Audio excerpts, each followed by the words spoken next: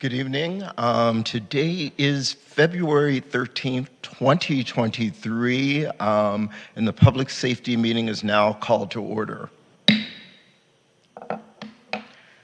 We begin to acknowledge that the land on which we gather and that which is currently known as the city of West Hollywood is the occupied, unceded, seized territory of the Gabrielino Tongva and Gabrielino Kritz people. Pledge of Allegiance. Commissioner Berger, would you lead us?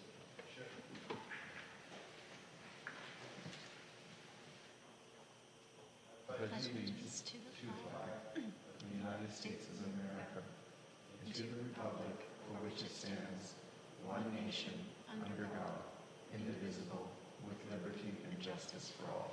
Thank you.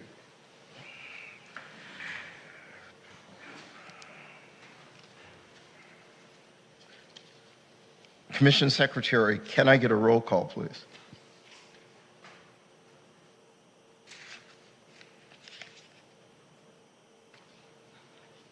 Commissioner Berger, Here. Commissioner Oliver, Here. Commissioner Roman, Commissioner Steele, Vice Chair Balbone, Here. Chair Hallman. Here. Please note that Commissioner Steele will be in a bit. Same with Commissioner Roman. Thank We have you. quorum. Thank you. Item 4 is the approval of our agenda. Are there any changes to tonight's agenda? No changes from staff. Commissioners? No.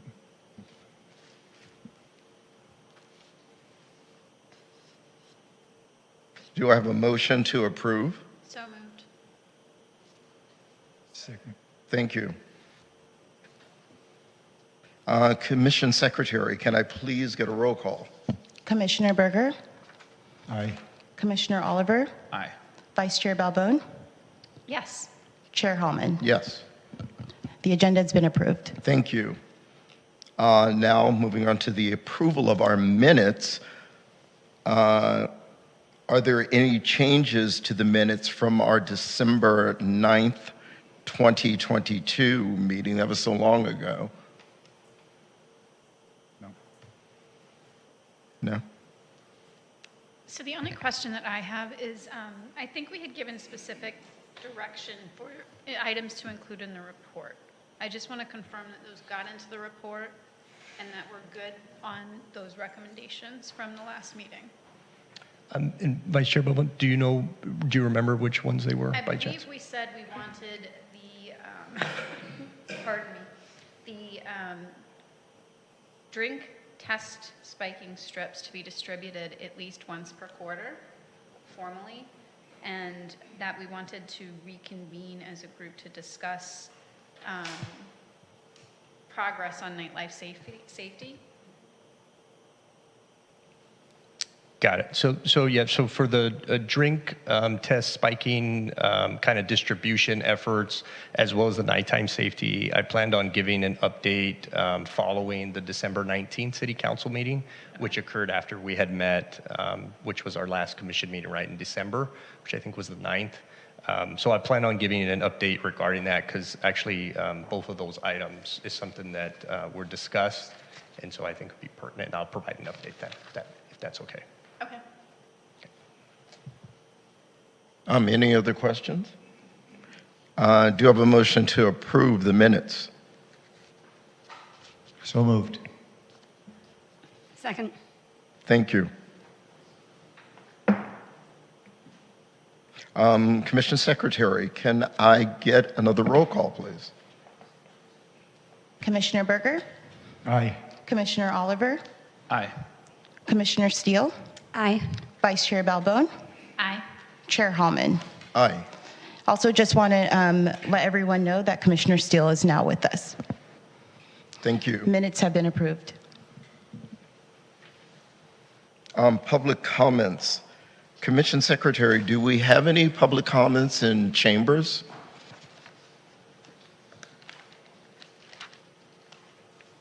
We don't have any public comments in chambers. Do we have any on Zoom? Hi, Chair. I know that we have 2 phone numbers that dialed in, so I will call on them to see whether or not they have items unassociated with what's on the agenda this evening that they'd like to speak about, or if there are specific items that they'd like to speak about, then we would wait at that time for them to participate. So let me just switch to our Zoom feature. Great, thank you.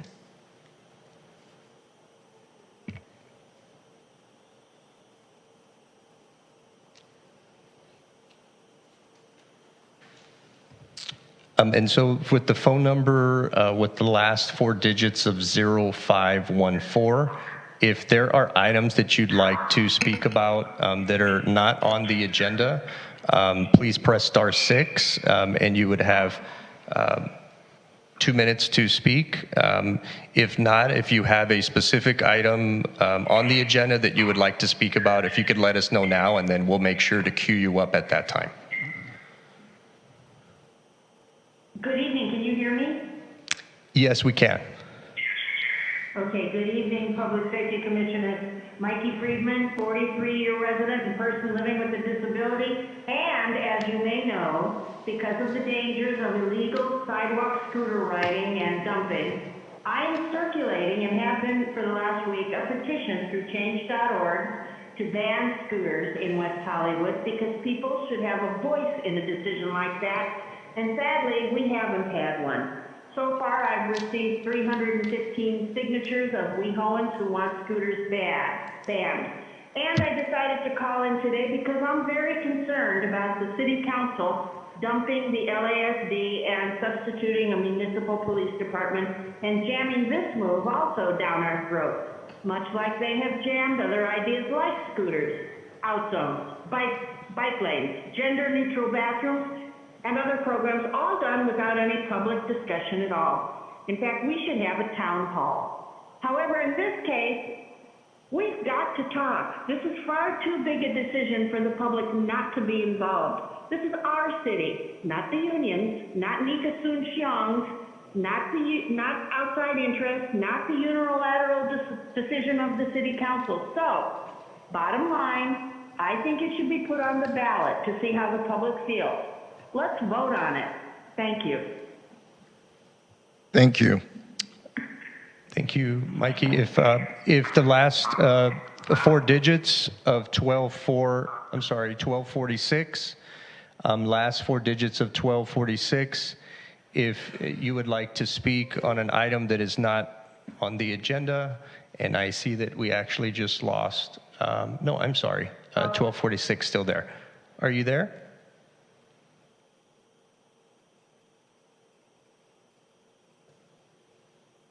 Hello, last 4 digits of 1246.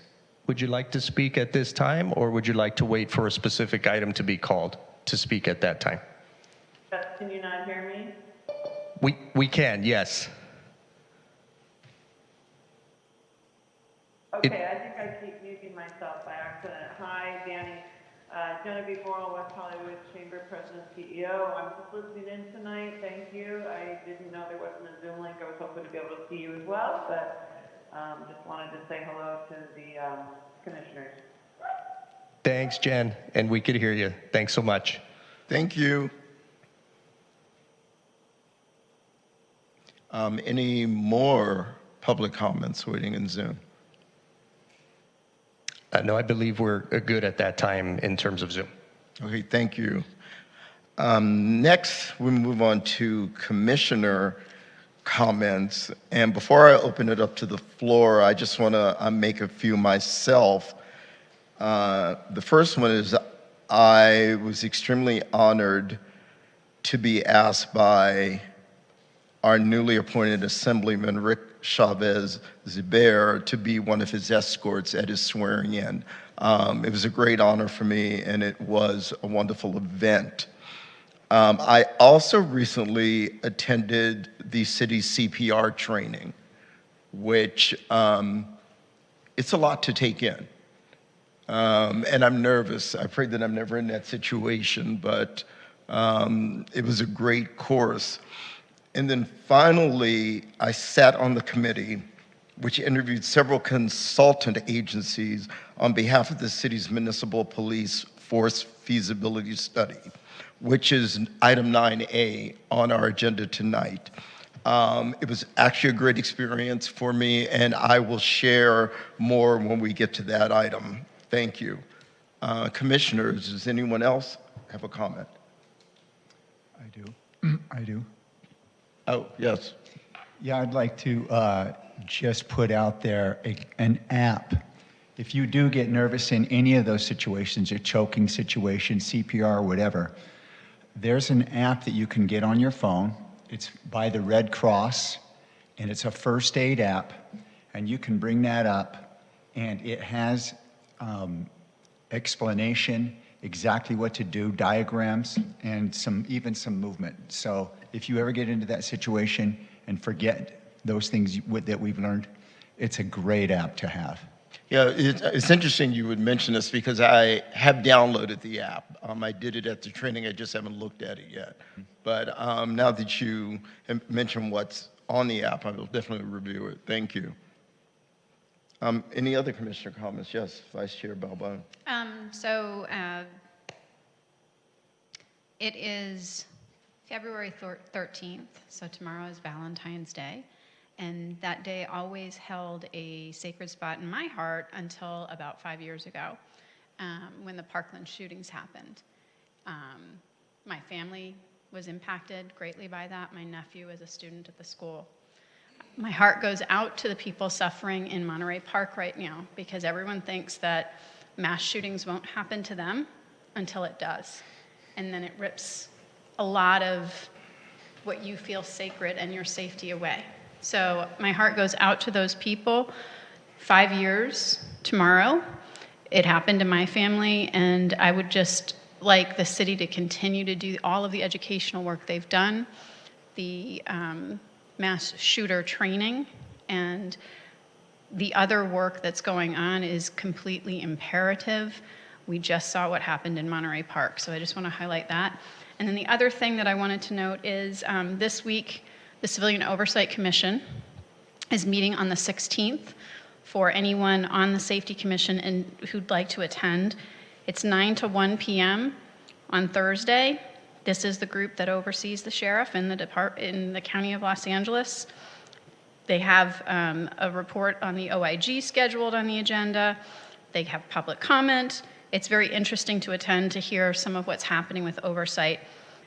If you are interested in attending, you can go to coc.lacounty.gov, and you can attend either in person, you can attend online, you can actually pull up past meetings, but anyone interested in the oversight of the sheriffs in the County of Los Angeles, that's available to you. Thank you. Thank you. Any additional comments? All right, we're moving on to item 8A, report from our fire chief. And also, commissioners, just a friendly reminder so we can stay on schedule. Please keep your questions and comments to 3 minutes when addressing our different agency departments. Good evening, Chief. Good evening.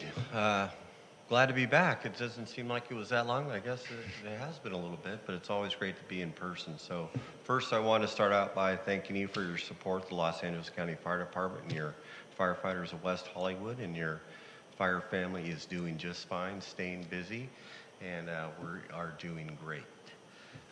As far as our run stats for December and January, as far as fires for the combined 2 months, we had 21 fires, and there were some that I'll talk about here in a little bit, but we had 21 for the course of 2 months.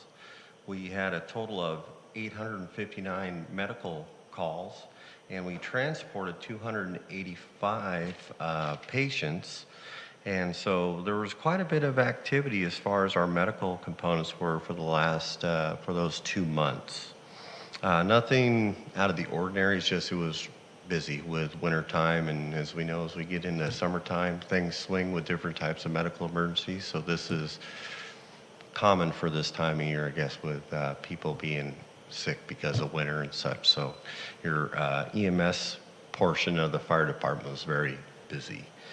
We had 7 hazardous condition calls. We had 0 hazmat calls. We had 48 service calls for the 2 months.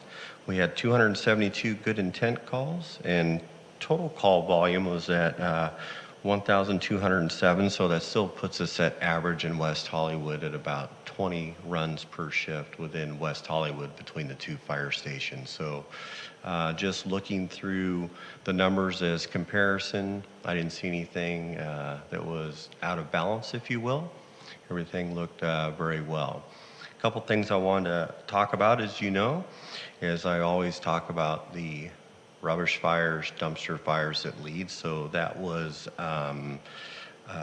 about at average, but there's still a concern. So I know that with our law enforcement, with your fire department, we're out there actively because we're out and about quite a bit. So we do take quick action on those. But as you know, they do lead to bigger fires. So that's one concern that we always have with rubbish and dumpster fires.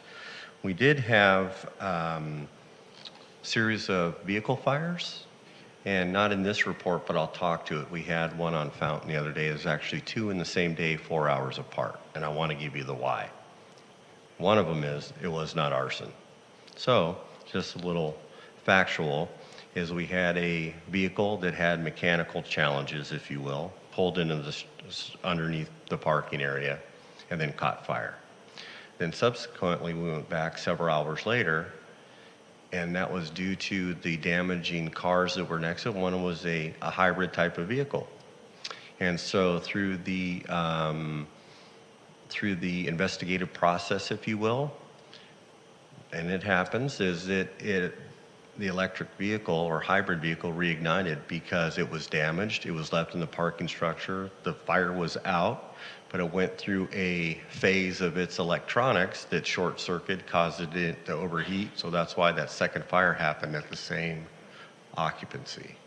So it wasn't malicious. It was one of those mechanical things that, you put the fire out and then you have damage to the vehicle, and it went through its process, and it didn't like that process, so it overheated and caught fire. So I was concerned, but then once I talked to our cause investigators, they gave me the why. I go, oh, who knew? So routinely, after we have a fire of some sort, if it makes sense to have it towed because it's a hazard or threat, we'll do that. Or if it's out, and then we put the responsibility onto the owner to take it to whatever facility, whether it's going to be to get repaired or a junkyard. So we saw that at that point in time, that nothing needed to happen because the fire was out. But now, with this being done, that we will identify some things differently. And so we can't pinpoint it to a certain manufacturer at all, but just know that with the technologies that are out there in these vehicles, it brings different set of challenges. And so just remember, a lot of times with our business, we get the test before we get the lesson. And so this was a lesson learned. Any questions on that? On any of those? Okay. Any questions? Anything? Okay. Yeah, interesting, right? And then the positives, yes, ma'am. I know that there was a fire in Laurel Canyon, and I know that's not our area, but also a vehicle fire. Mm-hmm.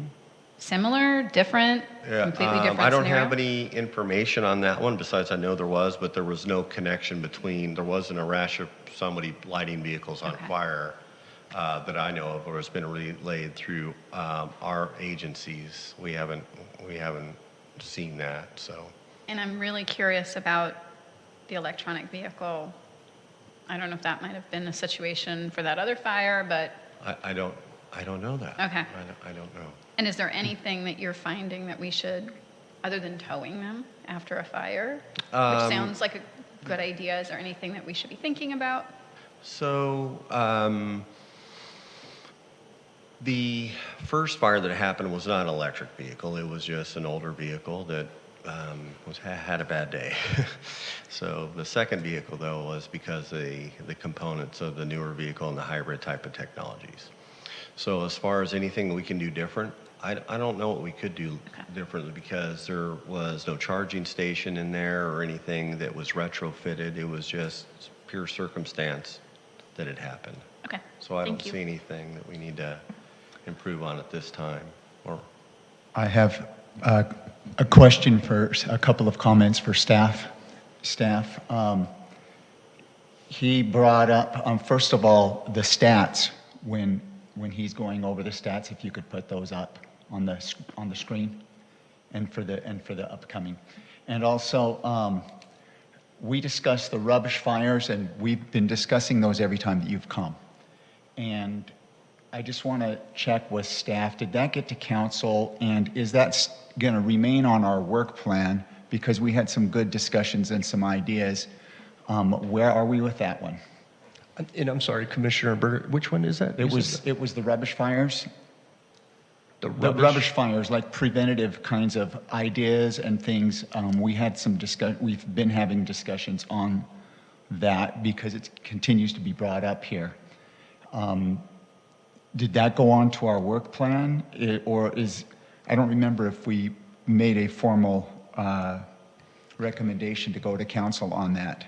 I didn't think that we did, Commissioner Berger. What I recall is Director Rivas was having a larger dialogue about fire safety and was going to advance those thoughts, and we were going to leave it to them to do that work, but we didn't discuss it being on the work plan or make any council suggestions that I recall. Can we put that on our work plan? And I'm sorry, Commissioner Berger, so when you mean like the rubbish fires, are you talking about the trash container fires that were discussed a couple of times, and I think it was Commissioner Roman that actually mentioned that there was something that could be done in terms of locking the trash containers. So no, that was not something that got sent to City Council. I think I responded to that during the commission meeting at that time in terms of stating that we do already have a process in place for folks to be able to take advantage of if they are experiencing issues, fires such as those. But I would have to get with Chief Smith to actually see the data to support that those are a problem and that is something that we're experiencing, because I did hear it a couple of months back. I don't hear it every month, but again, I know there's a process already in place with Athens, our waste hauler provider, for businesses and even residential properties that are having problems. And then they would request that. And then there is a locking mechanism that would be placed. And that locking mechanism, the key is provided to the drivers. And that's something that code enforcement even gets involved in at times.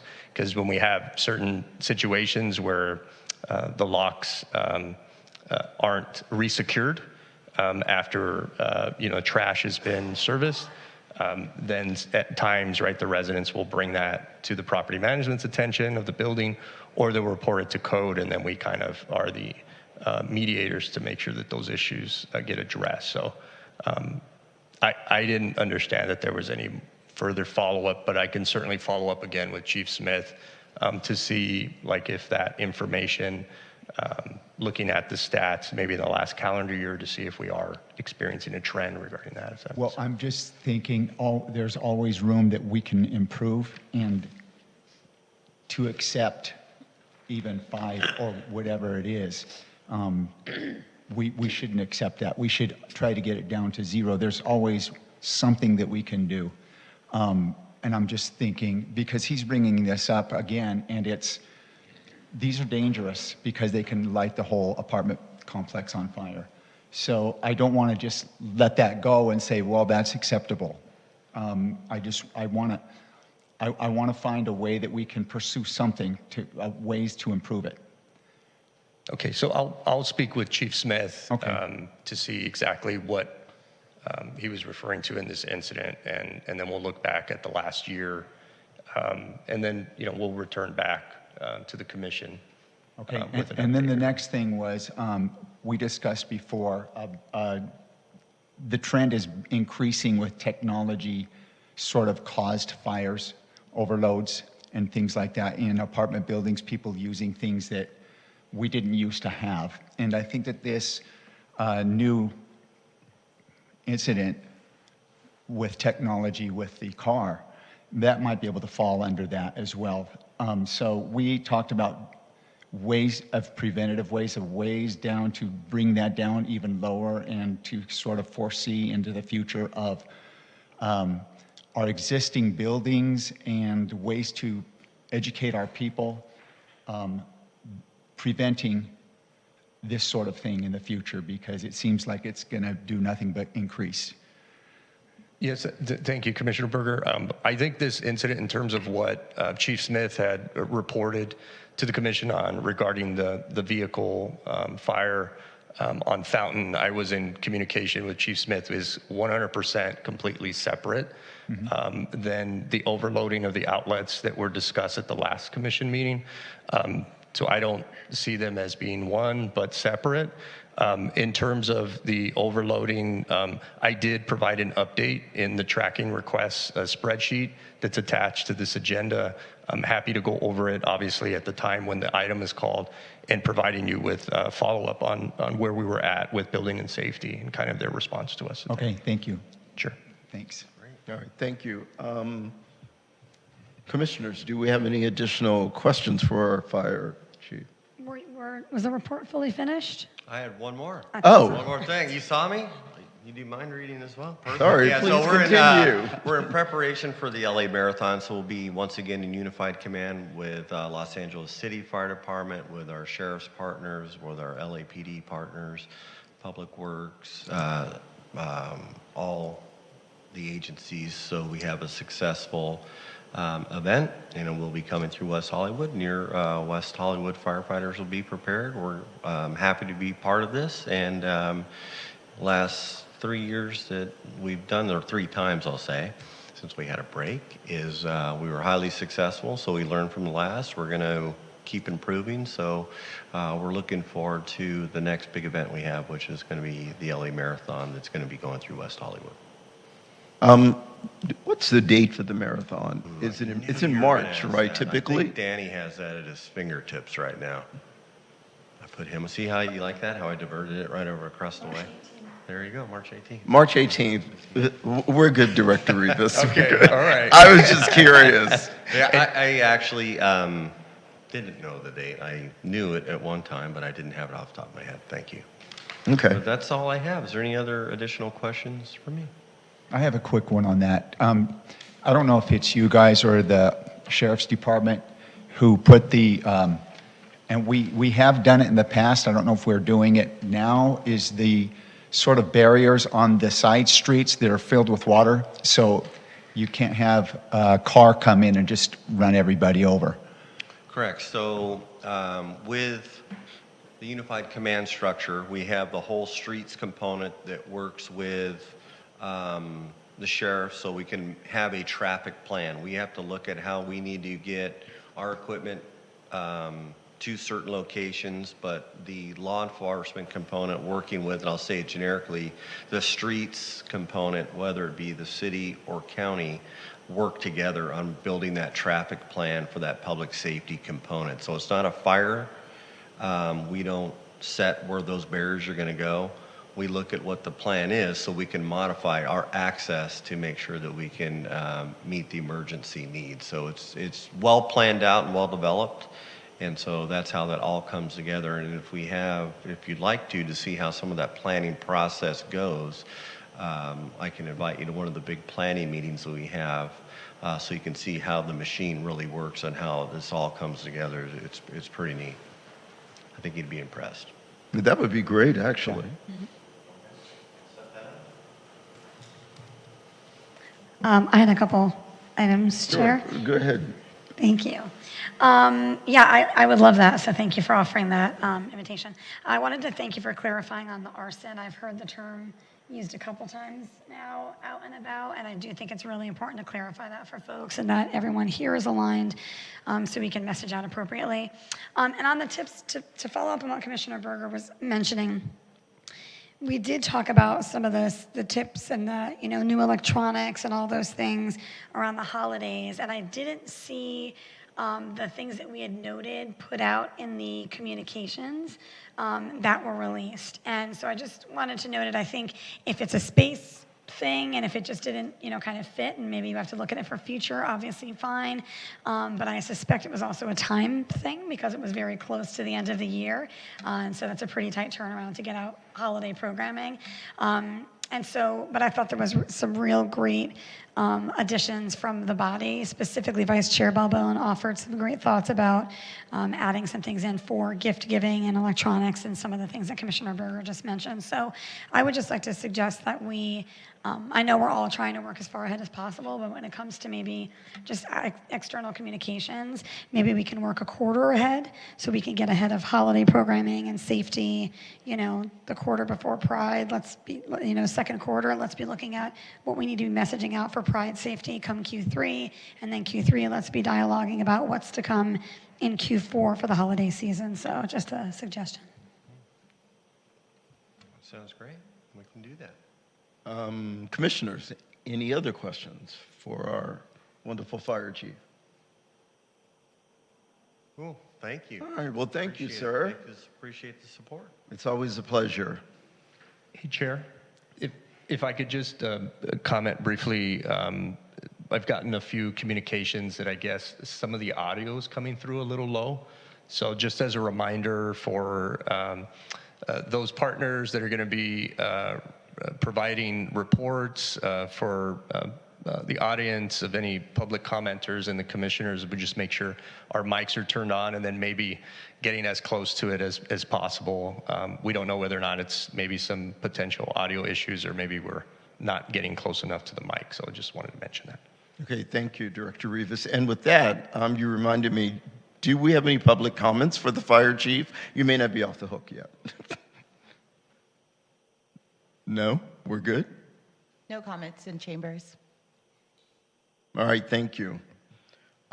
Next on our agenda is our monthly sheriff's report, which will be given by Sergeant Jason Duran, who I believe is taking over from Sergeant Yost, correct? Correct.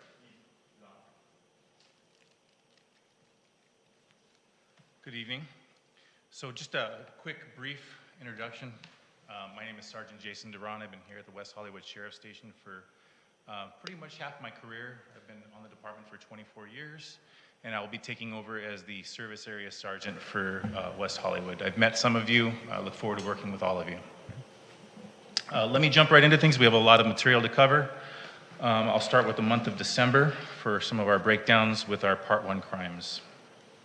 For the month of December, West Hollywood Station personnel handled 1,568 calls for service. 84 of those were emergency response calls. Deputies made 49 felony arrests and 110 misdemeanor arrests in that month. West Hollywood Station Part 1 crime was down that month 3% from the previous year. There was 168 incidents compared to December of 2021 with 173. The West District was down 20%, City Center was up 31%, and the East Side was up 22%. When you break it down by district and the number of crimes, the West District had 88 incidents, City Center was 42, and the East was 38. Overall, our crime numbers continue to be driven by theft, which includes grand theft, petty theft, vehicle burglaries that accounted for the majority of all the Part 1 crimes in December. There were 20 pickpocket incidents in December, which is one of the lower numbers that we've had for the year, but it's still high. Our residential burglaries were up to 11 compared to last year of 5. Aggravated assaults were down 23%, and there were no reported rapes for December of 2022. Our cops and EPT teams continue to conduct weekly operations based on these crime trends, focusing on the areas where the crime is impacted the most. Traffic-related incidents. For December, there was one vehicle versus pedestrian incident on the 13th. There were 8 DUI arrests. 5 of those were involved with traffic collisions. There was no e-bike or scooter-related incidents, which include citations or collisions in the month of December. Some of the notable incidents that occurred in December, there was an assault that took place at a nightclub where a victim was hit with a glass bottle. It gained some media attention. The case is being investigated by the West Hollywood Station Detective Bureau. Detectives have made arrests in conjunction with this incident, and the case is currently being submitted to the district attorney. On December 21st, there was an armed carjacking that occurred on the 7900 block of Romaine. The person reported that his vehicle was taken from him with a person with a gun. The vehicle has since been located, and the detectives continue to investigate the incident. During the month of December, 20 pickpocket incidents were reported. There were 6 arrests made in conjunction with those reports. All 6 arrests were from locations in the Rainbow District from nightlife venues. Let me see here.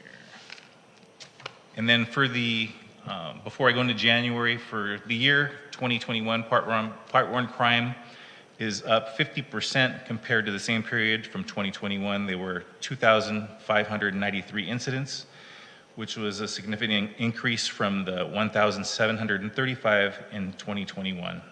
And again, the majority of the Part 1 crimes continue to be theft-related, grand theft, vehicle burglary, petty theft, things of that nature. Any questions for the December items before I move on to the January? Commissioners, any questions for regarding this? All right, I thank you. do. On the smash and grab burglaries, are you guys finding a way to dial in on that? I know those are like a 15-second crime. What are you doing to try to prevent those or catch the guys? When it comes to the like the smash and grab style burglaries that occur, to my knowledge, I don't think we've had anything here in West Hollywood as of late, anything like that. We had some, I think, in the past when businesses were closed. I think there was one where a vehicle went ramming into the side of a business. So that hasn't really been a focus of anything lately, just because that type of crime here in West Hollywood is either non-existent or extremely rare. So what about the catalytic converters thefts? So I was going to touch on that moving into January. I was going to speak regarding catalytic converters and some numbers in relation to that, and then some of the things that we're going to move on to try to prevent that from happening. Okay, go ahead. Commissioners, before we move on to January, any other December share question? All right, thank you. We can Just move on. thank you for the arrests on the pickpockets. 6. I mean, that's Yeah, six was a significant number, and it was all done with the help and assistance of local bars and clubs being vigilant in their activities at the venues. Okay, for January of this year, we had 1,671 calls for service, 83 of those being emergency response calls. Deputies made 61 felony arrests and 91 misdemeanor arrests. Part 1 crime was down approximately 5% for this month in comparison of last year for January. We had 184 incidents total compared to the 194 from the previous year. West District down 6%, City Center down 17%, East Side was up 10% from the previous year. When you break it down by the numbers per district, West Side had 108 incidents, City Center had 33, East had 43. And again, like I said previous to the month, it's continued to be fueled by grand theft, petty theft, vehicle burglaries, predominantly theft-related incidents is what are driving these stats. Residential burglaries were up.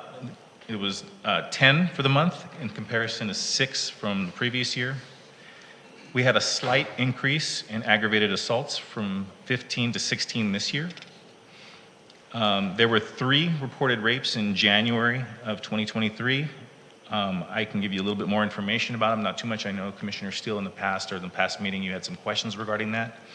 I can give you some basic information about them, but because of the nature of the incidents, I can't release too much information. All three of the incidents had alcohol as a factor. One of them was a possible drugging based on the victim's statements. Again, our cops and EPT teams continue to conduct weekly operations based on these crime trends, some of which I'll be addressing just in a second. Traffic-related incidents, there was no vehicle versus pedestrian collisions in January. There was one vehicle versus a bicyclist reported. There were 6 DUI arrests, 2 of which involved traffic collisions. And again, there was no e-bike or scooter incidents or citations for the month of December.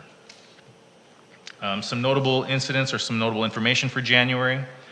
There were 16 incidents of aggravated assault. 7 arrests were made in conjunction with those incidents. Some of them involved what we consider to be other weapons. Some of them involved knives, and then some of them involved what we call personal weapons. On December 21st, there was that was from last. So we have seen an increase in catalytic converter thefts. For January, we had 13 reported thefts, and in December of last year, we had 9 reported thefts. Based on our report data, the thieves are targeting primarily Toyotas, and more specifically Toyota Priuses. Those are the majority of our reports that we're getting for. Our cops team is currently working on a catalytic converter etching event in March. It's basically where you serialize that catalytic converter so that it's traceable at this point, so that if it does get stolen, we can hopefully backtrack who the person was that was basically reselling it for money as a way of deterring the theft or helping deter the theft. And in conjunction with that, we're going to be doing nighttime operations where we're going to try to target vehicles that are parked out in the street and conduct more patrol checks for those vehicles. So for example, if we see the target Toyota Prius out in the street, our nighttime teams are going to look at those and try to make frequent checks on those of those areas, because typically it's street related that these vehicles are parked out in the streets. Vehicle burglaries have also been on an increase. We had 29 vehicle burglary incidents in January. 24 of those occurred in the West District of the city. So the majority are occurring in the West District of the city for the vehicle burglaries. There were 18 cell phone pickpocket incidents. Our EPT team has continued to work with our nightlife staff, all the bars and clubs, to keep them aware of the situation that is still an active and ongoing problem for the city. And again, all the Part 1 crimes, of the majority of them were theft related, grand theft, vehicle burglaries, things of that nature. Touch on one little incident, or not little, but an incident that occurred January 21st. Deputy personnel from the West Hollywood Sheriff Station located a stolen car driven by a suspect in the area of Santa Monica and La Cienega Boulevard. The suspect began to evade them and a short pursuit ensued. The suspect drove north on Altaloma Road from Holloway Drive.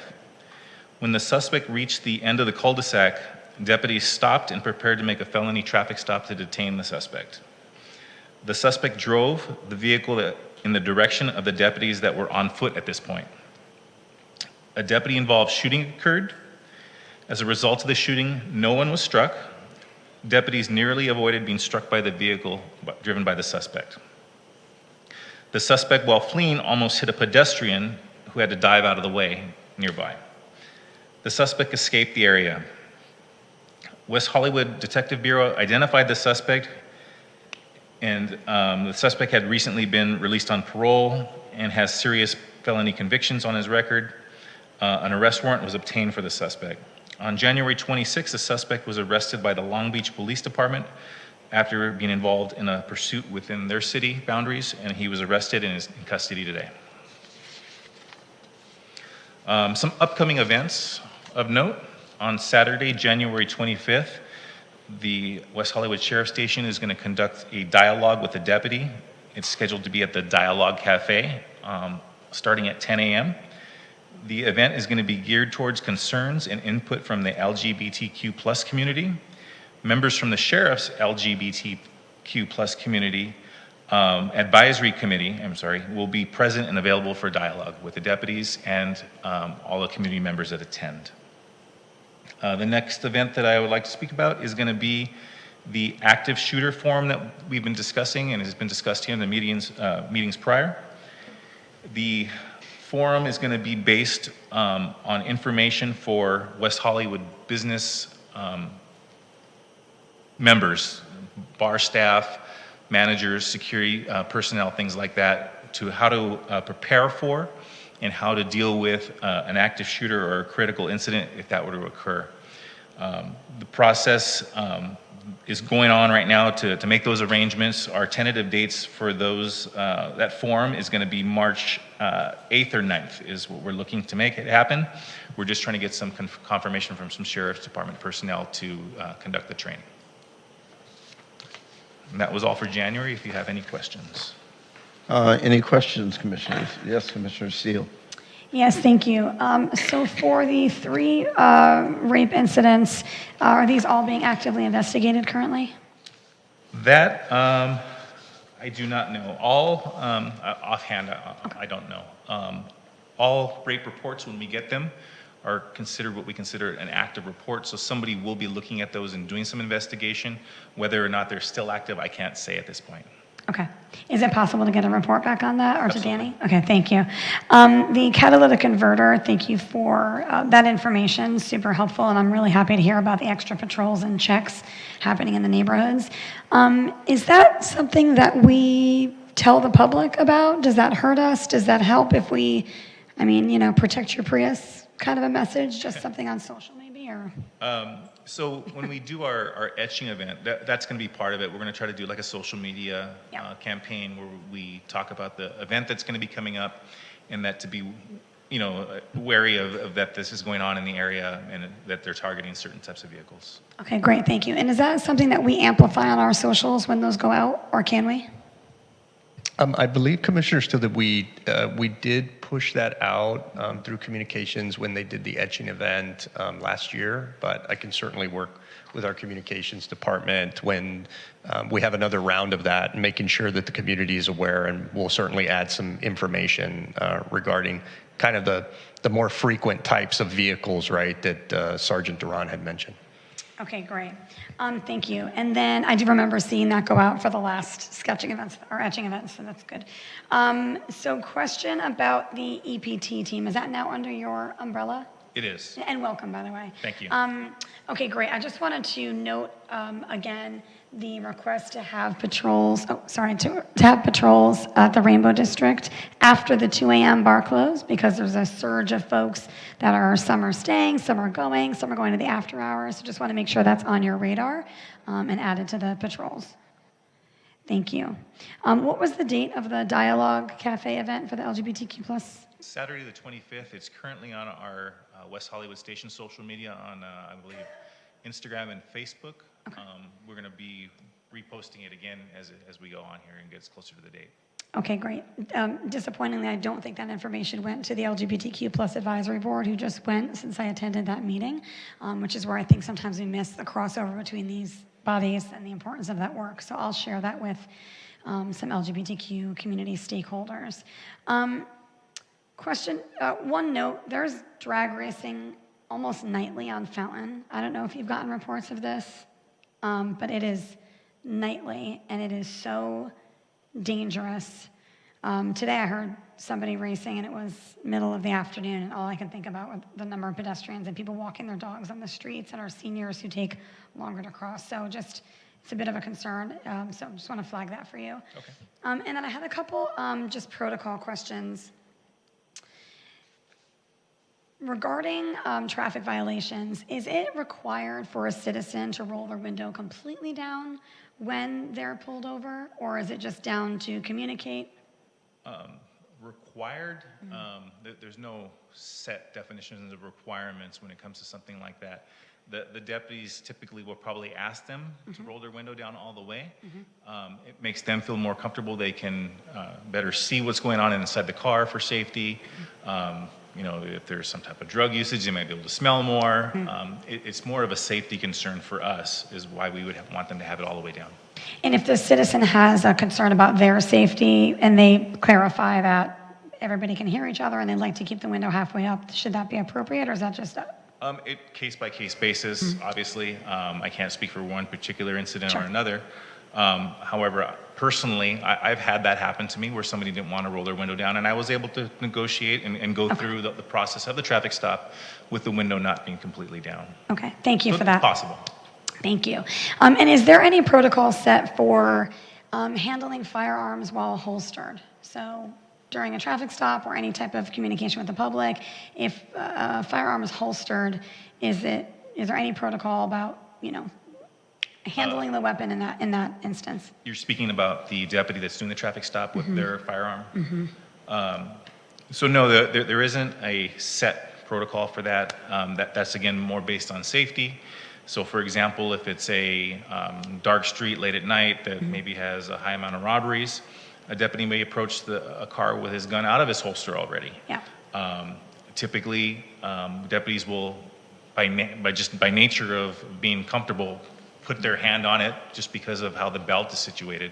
So it may not necessarily be a protocol thing, it's more a safety thing, and then more a comfort thing as to the individual deputy, whether they have their hand on the gun or maybe out of the holster. Okay, thank you. I'm sorry, I just have a couple quick last items, Chair. One, I just wanted to note that I did not see the drink spiking strips out at the bars that I went to during the Super Bowl. And I think this is one of those things that maybe we dialogue about that later in the agenda, but just wanted to flag that since that's a really big day, very crowded spaces, and obviously heavy drinking. In regard to the incident that happened at Trunks last, I think technically Saturday, late Friday, we had a dialogue last meeting about how we're going to action this, how we're going to communicate with the other venues. So I'm thrilled to hear about the active shooter training and that's continuing, and we're continuing to expand on that. But in case you didn't hear it, what we had talked about was when there's an issue at a nightlife venue in the city, and you all are made aware, to notify block by block and then let them, so you all can focus on that issue at hand, let them go out and disseminate it to the other bars and nightlife. And I have heard that that did not happen for this one. And I don't think that's a one body situation. I think it's about rolling the process out and making sure that the city has a stake in that and that we are driving that action, and then that the sheriff executes it as well as block by block. But if that's not kind of happening, we spend a lot of time talking about it and we continue to have dialogue about nightlife safety. These are very small things that we could do to inform the venue. So I'd like to see us action that. However, we need to put that in place, whether it's communication or council, but I think that's important. And then the final thing that I had, I know that our Arts and Cultural Affairs Commission is having the Drag Queen Story Hour coming up, and that planning is underway, which I'm excited about. And I just wanted to find out, do we already have our security plan lined out? Is that on your radar? And if so, do we know what that plan is, especially since we know across the country there's been a lot of hate language and folks, some folks actually breaching and trying to go in and cause harm. So I just want to make sure that we're doing our best to get ahead of this and make sure we have a really thorough security plan in place. So with an event like that, probably what we'll do is we'll probably utilize our COPS team, which is our daytime team, to provide extra security, or our directed patrol being at the event, being visible, that type of thing. Thank you. Great. I have a question. The recent murder of Tyree Nichols in Memphis by the Scorpion Unit team brings into question for me training of deputies. Kind of piggybacking on what Commissioner Steele mentioned with traffic stops. Can you give us an example of how this is done and how they're trained to de-escalate, and how frequently this training is updated? So I think you're asking more de-escalation type training. Is that what? Or traffic Possibly stop? if a situation becomes what they feel is a little inflamed. Okay, like a high-risk type of thing? Yeah. Something that's not normal? Yes. Okay. Without firing is what Right. I'm looking for. So, de-escalation, we do regular training in that field. It may not be called that. A lot of times we call it like tactical communication. And that's all part of our post-mandated training that goes on. Every deputy that's working in the field in this department is required to conduct training every 2 years for a set amount of training, a number of hours. And every 2 years, a tactical communication course is part of that training.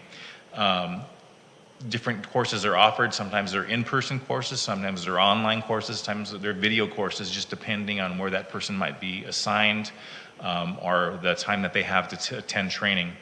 But those type of trainings encompass de-escalation type techniques with traffic stops, mental health issues, a lot of different things and various ways of doing things. So it's an ongoing thing for sure for the Sheriff's Department because it's part of the post-mandated training that we have to go through as a peace officer in California. Okay, thank you. A quick comment.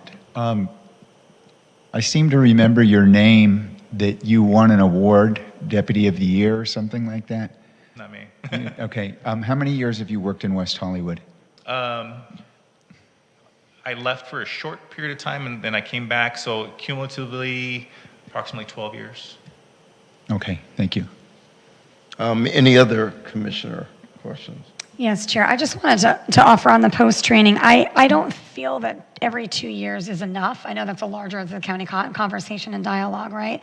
But there's so much nuance. We experienced this when I was sitting through the LGBTQ plus training, right? There's so much growth in community and in dialogue, and I understand there's a lot to take in, but when things move that quickly, I just think we need to be more nimble. So obviously I understand this is a much larger dialogue, but I think in terms of this body, it is under our purview to recommend that and make a suggestion to council that they reach out to county and have that dialogue. And I don't think every 2 years is enough when it comes to de-escalating. And I also wonder if there's anything else done around the country that we could look at and offer differently, right? Is there, the tactic training, and is there also something that's specific about de-escalating and race relations? I think it's too present and too top of mind and too important not to have a deeper dive on. So that's my thought. So the 2-year training, just to jump back into that, that's the minimum that's required by the state. Other units on this department, for example, custody division deputies, they frequently go through de-escalation type training that is valuable to them in the jails and will transition at some point out to the streets, but they get additional training that's part of their mandated training as being in custody. So the Sheriff's Department, we're a little unique where we have the custody and patrol in the streets, so they get more from the very beginning that'll be beneficial throughout their career. So just that 2 years is what's mandated. It's not necessarily that's all we're going to get. Okay, and then I just wanted to add that with the LGBTQ training, we know that it was said that it's done more often and what have you. And then when I was in the room with all of the officers, they said it was the first time since they were actually brought into the department that they had done that training, which was years and years for many of them. So I appreciate it. I think if we don't have benchmarks and we don't have it in there as something a little more firm, it could happen or it couldn't happen. I think you're going to get officers and deputies that are more dialed in that maybe want to keep up on that, which is fantastic. But then probably some folks who maybe might not or might be focused on other things, right, just to come with the job. So I think making it a little bit more stringent there. And I'm glad you mentioned the jails because I did have a question. It's my understanding that previously, and I'm just looking to find out if this is current, when deputies leave the academy, they go to work in LA County jails. Is that current or is that past? So yes, that's still fairly accurate. Over the years, I mean, since I started, things have changed from time to time. There is deputies that do a long period of time in the jails and then they come out to patrol. As of right now, I've personally seen deputies where they do a few months in the jails, and then they come right out to patrol. Deputies sometimes have the option, instead of going to the jails, they can go to our courthouses. So there's a lot of different avenues that are available. I do believe, and I'm not 100% sure on the department's stance on how they're handling it, but I do believe that deputies do have the option as well of to stay in the jails throughout their career if they would like. I believe that option is still on the table for them. Thank you. And the reason is when you were talking about, the tactical training in the jails, that's obviously going to be a much different environment. And it just lends me to think, how are you actioning that in a city like West Hollywood, right? So if you've got a deputy, they come out of the academy, they're fresh, their first experience is months or a year or years in a county jail environment, which is markedly different than a local community.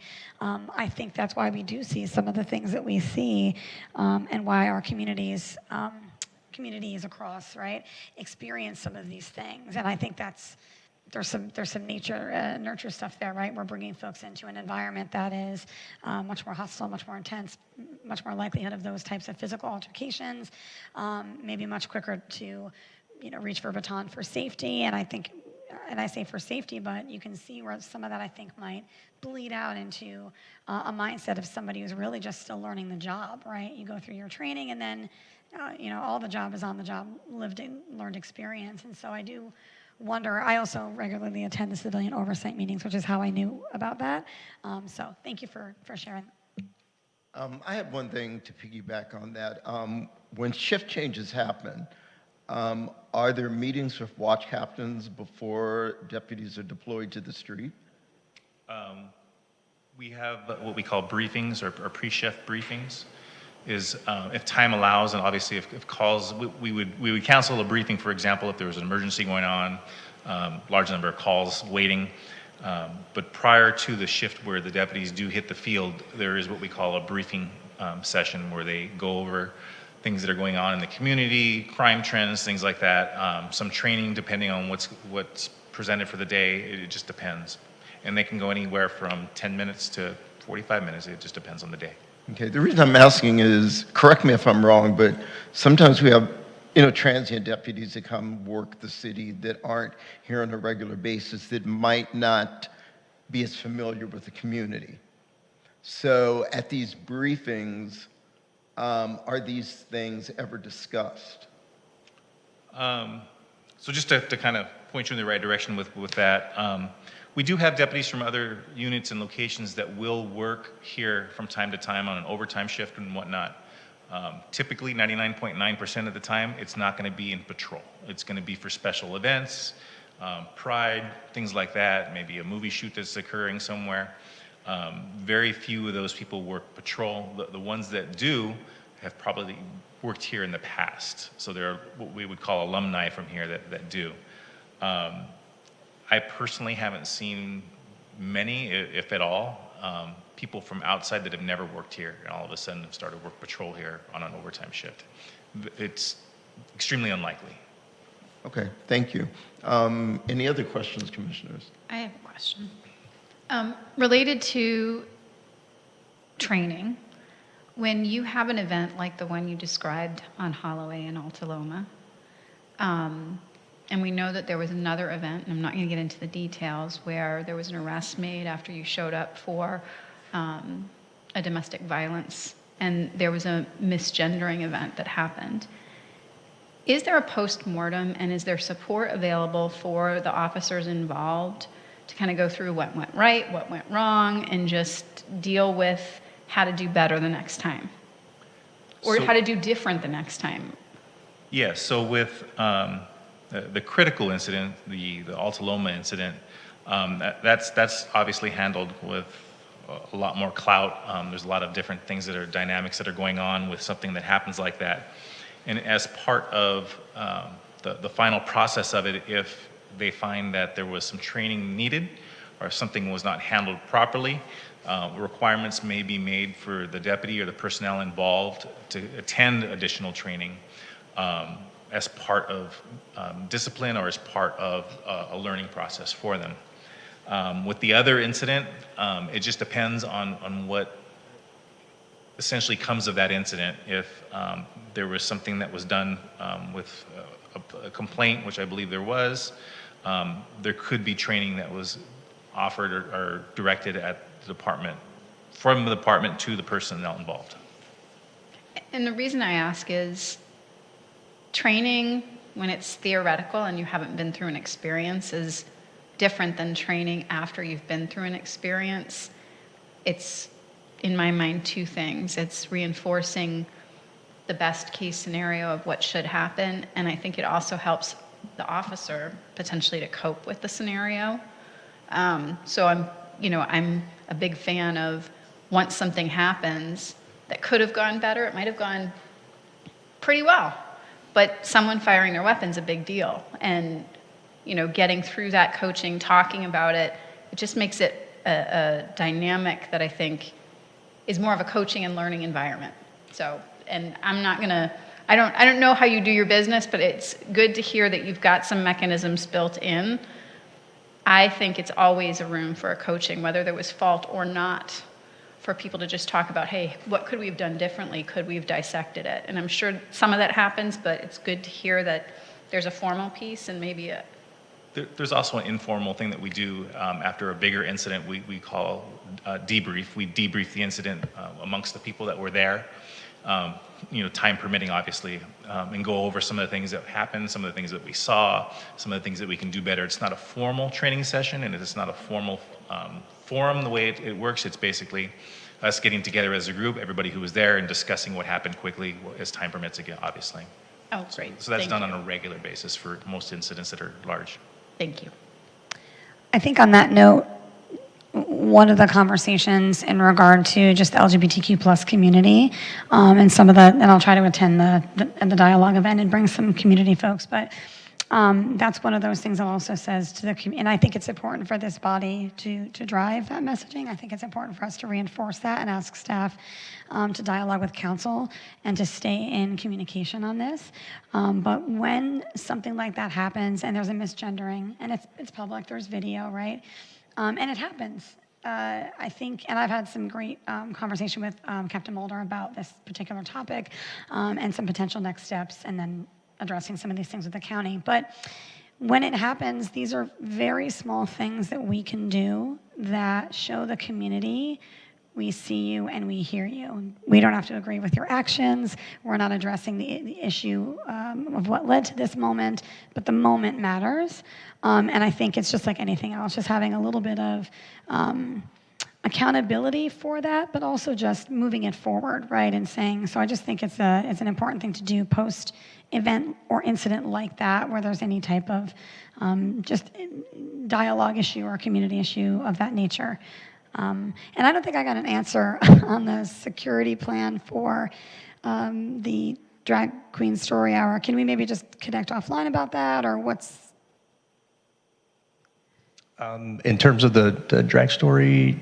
The Drag Queen Story Hour that's happening at the library, I don't know if we've got, do we have wands that are available? I'm concerned about security. So for all that aren't aware, there are active threats against the Drag Queen Story Hours across the country. We've had incidents of folks trying to go in and harm folks. Just recently, as last week, I went down to Huntington Beach to speak at their council meeting over the item they had in the agenda of removing the pride flag. And while we were there, one of the gay men that was speaking mentioned, if you don't know us, get to know us, maybe come to a drag show.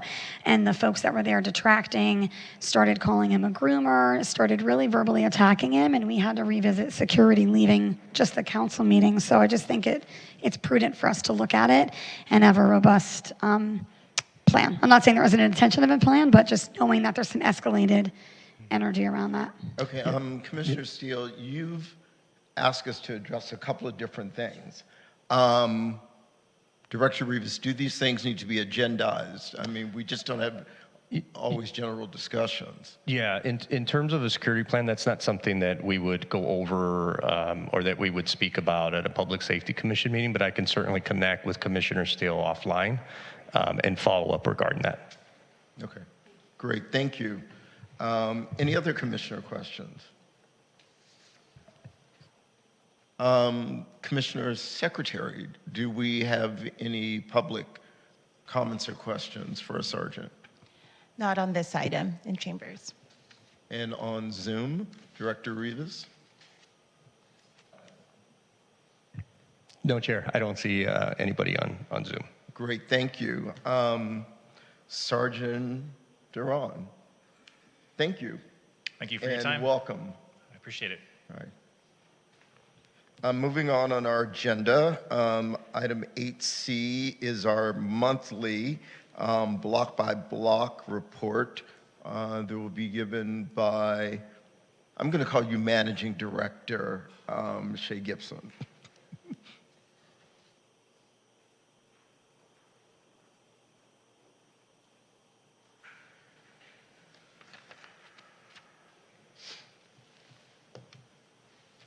Good evening, commissioners and city staff. So I'll be going over some of the things we have been doing since in December and January. Of course, recruiting, training, and engagement. So we've been really focusing on engagement and trying to get a little bit more engaged with the community. We have had a couple of negative comments pressed about us. So I'm definitely trying to vamp up the positivity and the things that we are doing out here so that we can combat that type of stuff. I have also started to beef up my audits that we do. So we do audits on our team for quality control purposes, of course. So we'll conduct 2 audits per ambassador per shift, just to make sure that they're on task and doing the things that they're supposed to be doing. A highlight in December for a security ambassador, in tandem with working with the sheriff department. Security ambassador called the sheriffs in reference to a suspect with a firearm. He followed this suspect from a very safe distance until the deputies detained him. The suspect was found to be in possession of a loaded magazine. And when sheriffs searched the immediate area, they did manage to find the handgun. So our ambassador was rewarded for his valiant efforts. So we did, at that moment, work very well with the sheriff department. I think that went very well. So we were able to get a gunman possibly off the street. So kudos to us and kudos to them as well. Per request from Director Rivas, we beefed up our patrol visibility on the West End on Friday and Saturday evenings. I attended a Neighborhood Watch Resident Association virtual meeting with Director Rivas, as well as the Neighborhood Watch captains. I felt that it went well. We discussed several issues, and we did receive some positive feedback, so that was good to hear. I also attended a small community meeting with Mayor Shine at the Domain. In attendance also was Captain Mulder and Danny Rivas. That was a fun little event. Share some coffee and some crumpets. Oh, and also, Todd, you were there as well. I'm sorry I didn't mention you, but I'm just background. So he was there as well. So I think that went well also. We had training scheduled and we attended with a new city service, Healthcare in Action. It was hosted by Derek Murray. This training introduced our team to this new service and basically showed us how to utilize their service when we're encountering unhoused community members who may be suffering from a crisis at the moment. So it's a new crisis response unit that will be here. And we look forward to working with them. It's a 24-hour program, so we're very excited about that. Also, I was involved in a Tri-West community walk to visit vacant and problematic properties. In attendance was Mayor Pro Temp Erickson, Captain Mulder, deputies, code compliance, and a few of the concerned residents. That went well. We visited a few properties. We were able to address or at least speak about some of the issues of transient trespassing and things like letters of agencies to try to address some of the issues that's happening at these properties. Besides that, it was business as usual for us. And do we have any questions? I have a question. You just mentioned letter of agencies, which we might have to throw back to Sergeant Duran, but they're good for a year, correct? From my understanding, correct. Correct? Yes, correct. What's the policy for alerting property owners that their letter of agency is about to expire? Is there anything that happens?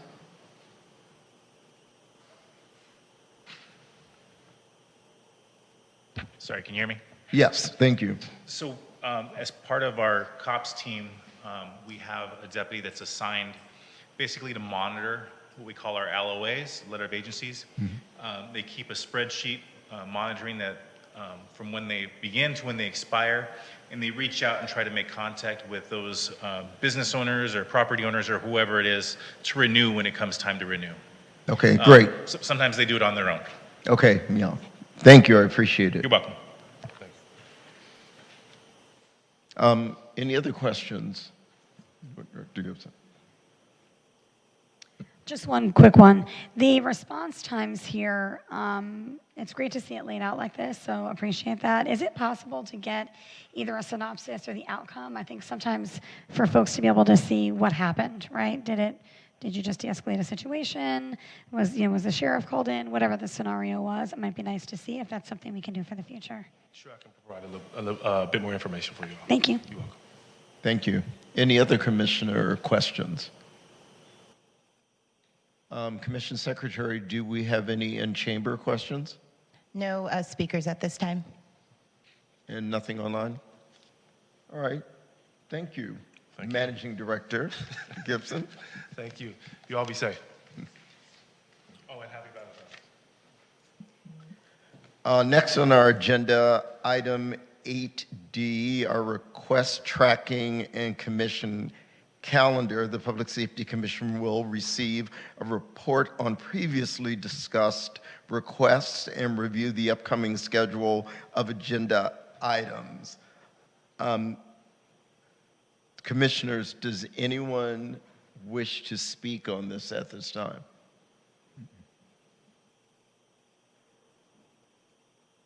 No?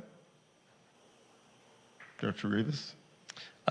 Actually, the Chair and Vice Chair and members of the Public Safety Commission, I did want to just highlight just a couple of items that you see on the attachment. You may have already seen them included in the packet, but I did highlight them in yellow, which are showing and reflecting differences from our last commission meeting.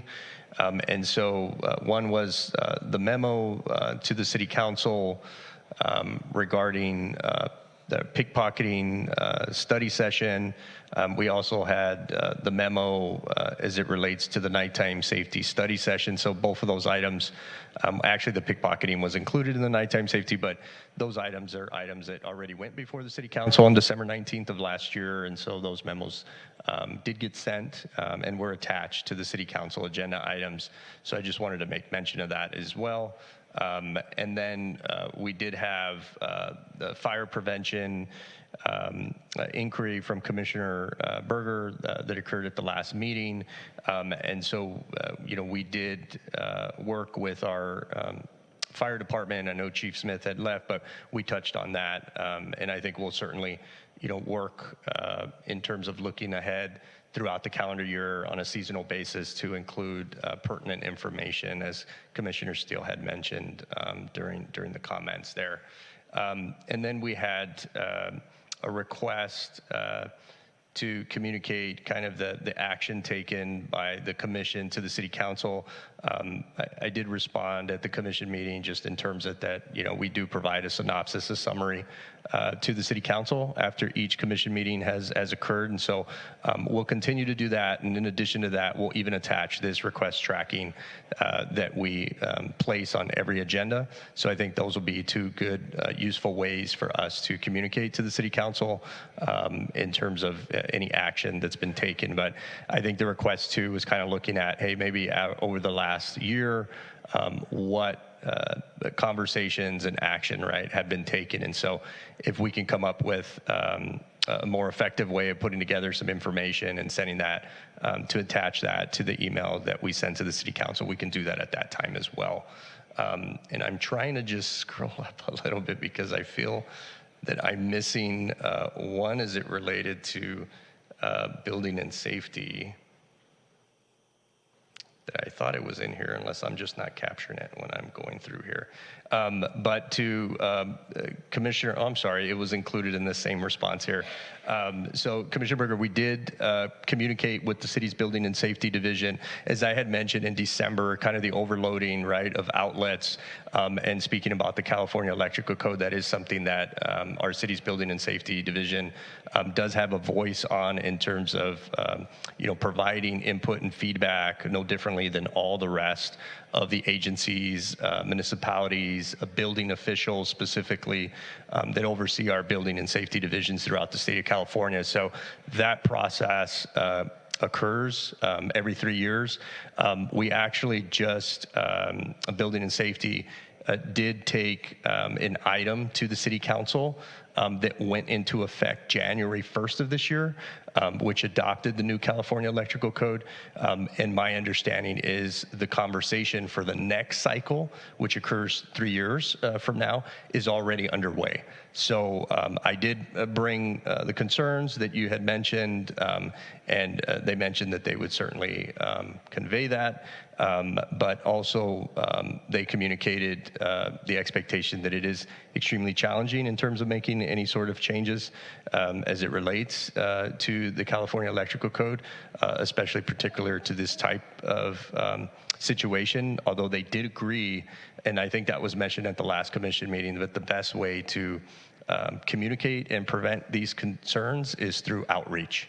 And so I think working with the fire department, working with our communications department to maybe put some information together and either have a seminar or some sort of training that maybe we can offer as we get later on into the holiday season, not just relying on a press release and social media, which I think is great, but I think a lot of that same information we can just combine and maybe just invite folks, and whether we do that virtual, whether we do it in person, whatever we feel is going to capture the most participation, then I think that would be something that we could definitely calendar. So that concludes my comments on the request tracking. Thank you, Director Rivas. Moving on to item 9A, which is under new business, municipal law enforcement feasibility study. I typically don't read the subjects, but I think it's important that I read this one because I know as commissioners we all received emails today. There seem to be some concerns. So the Public Safety Commission will receive an update regarding the city's request for a proposal to select a qualified consultant to conduct a review of the current contract for law enforcement services and a feasibility study to determine the costs and scopes of creating a West Hollywood Municipal Police Department.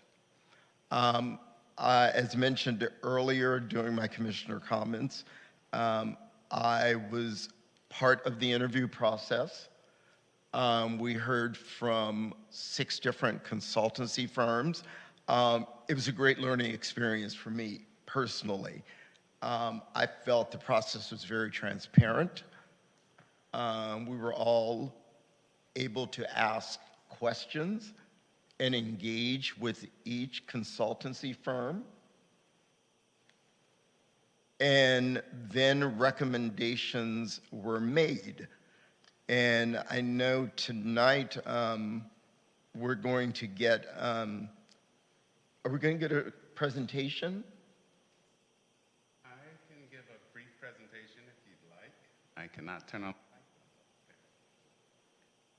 Okay, yeah, I can give a brief presentation if you'd like, or if you've all read it in the staff report. I think it would be important because there's so many community concerns that, I think a presentation would be nice. And thank you for joining us. It's nice to see you. Thank you. Thank you. Good evening, Chair and Commissioners. I'm David Wilson, City Manager for the City of West Hollywood. I'll give a brief overview of the item, and then Danny and I are both here to answer any questions that you may have. As Chair Holman said, this item provides an update regarding the city's request for proposals to select a qualified consultant to conduct a review of the current contract with the Los Angeles County Sheriff's Department for law enforcement services and a feasibility study to determine the cost and scope of creating a West Hollywood Municipal Police Department. Over the last couple of years, there have been several discussions about law enforcement and the contract with LASD, both by this body and the City Council. There was also discussion during the budget process, and funding was allocated for a feasibility study, including an examination of the current contract. The RFP was released on October 17th, 2022, with a requested scope of work to include analysis of the following: current, proposed, and optimal levels of service for a law enforcement program, effectiveness of a proposed municipal program compared to the existing LASD service model, and an order of magnitude comparison in services and costs, an organizational plan for the proposed program, including an organizational chart, staffing projections, and an estimated timeline to transition between the service models, an operational plan for the temporary increase of law enforcement or security personnel during major special events, such as Pride and Halloween, findings from the review of the existing contracted law enforcement services, presentations to the public during the development of the report to gather feedback and input, and finally, presentations to the Public Safety Commission and the City Council of the interim findings and the final report.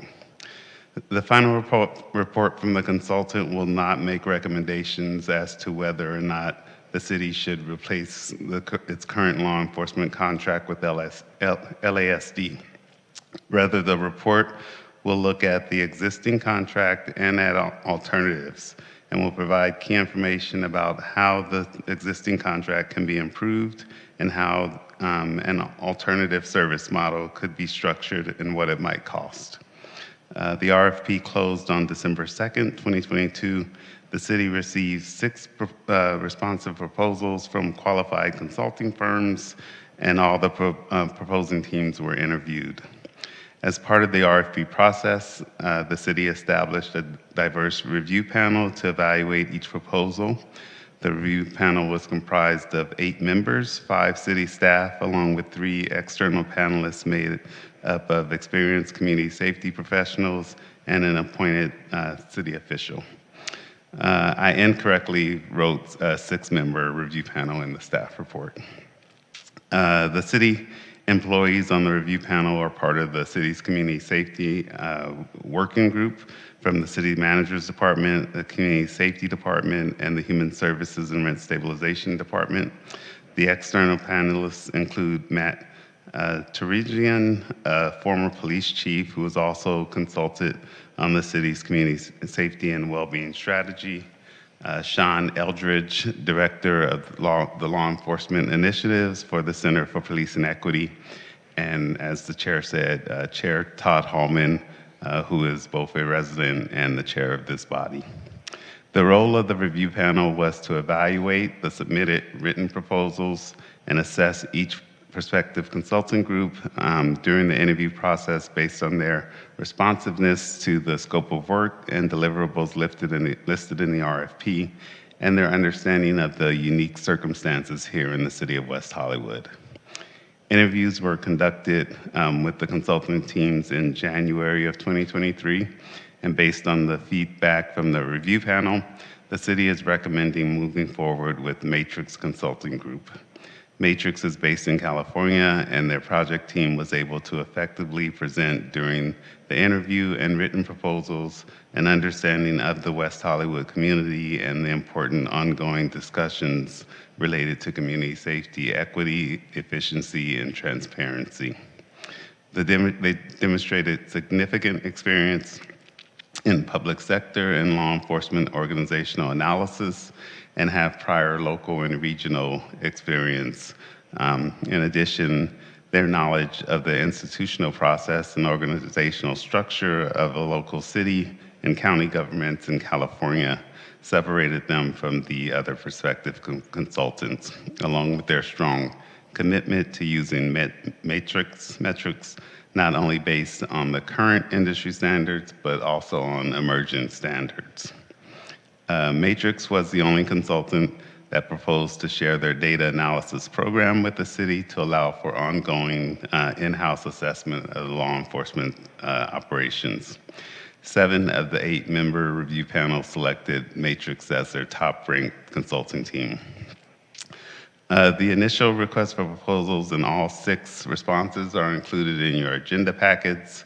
The next steps is that the city's process will include hearing feedback from this body tonight, negotiating the final scope of work with the recommended consultant, presenting the recommendations to the City Council along with any feedback from this body, and initiating the project with the consulting team with the plan to have the project completed in 6 months. That concludes my report, and again, we're here for any questions. Great. I just have one quick one, Manager Wilson. Can you say that this process will be fully transparent and open to residents? Because I know there are a lot of concerns. Some people have felt that this has already started, that a decision has been made, where, you know, I learned from our review process, this is somewhat of a lengthy process. It's not going to happen overnight.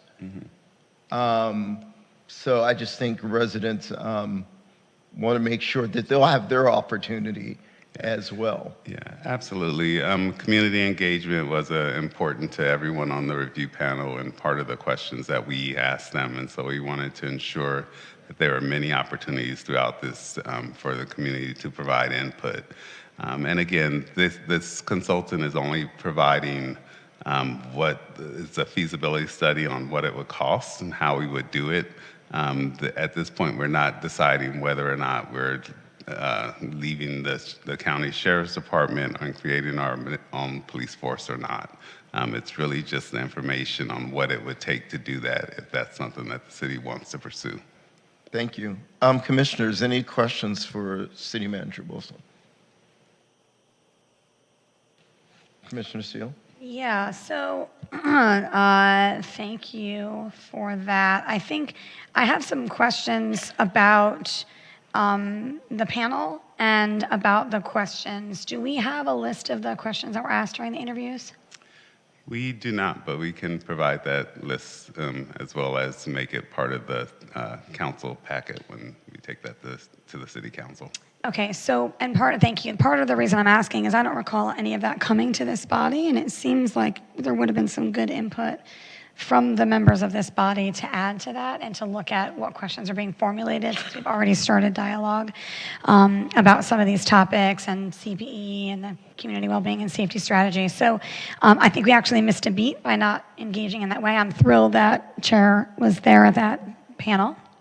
But I'd love to know, instead of diverse panel, I'd love to know what that was comprised of and who else was on the panel.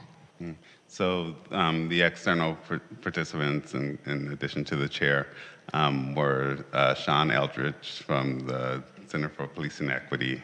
He's presented to this group a number of times. Matt Tarigian from Citicorps, who's done the city's community safety and well-being plan, who's also a former police chief himself. And then from city staff, it was myself, Danny Rivas, the community safety director, our deputy city manager, Jackie Rocco, our human services and rent stabilization director, Christoph Schroeder, and our assistant to the city manager, Christine Seyfert. Thank you. Any other questions? Commissioner Seal, are you done? I mean, I have a lot of questions. I just wasn't sure what the process was going to be, so I have a lot of... Well, we need to keep it moving along, so let's move to Commissioner Oliver. I think, thank you for that presentation. I think a lot of the feedback that we've gotten from the community has been not which contractor or which consultant, but that this expenditure is taking place.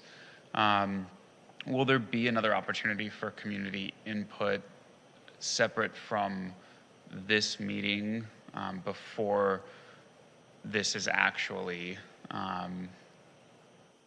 before this decision is made to actually contract with any one of these consultants? The next time would be the city council meeting, and so we plan to take it to the city council in March.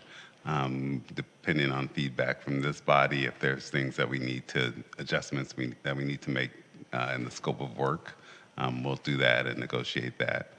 But the March, probably the second meeting in March would be the next time. But this meeting is just about feedback on the individual proposals, not the question of whether to do this or not.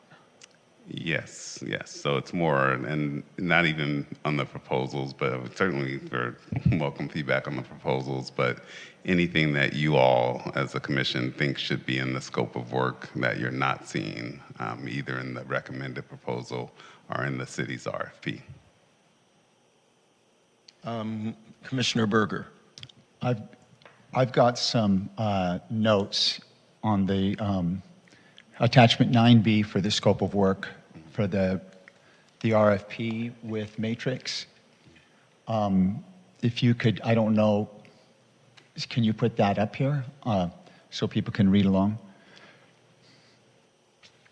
You have to give me a minute, Commissioner Berger, but I can. Yes, hold on. Okay, it's the attachment 9B.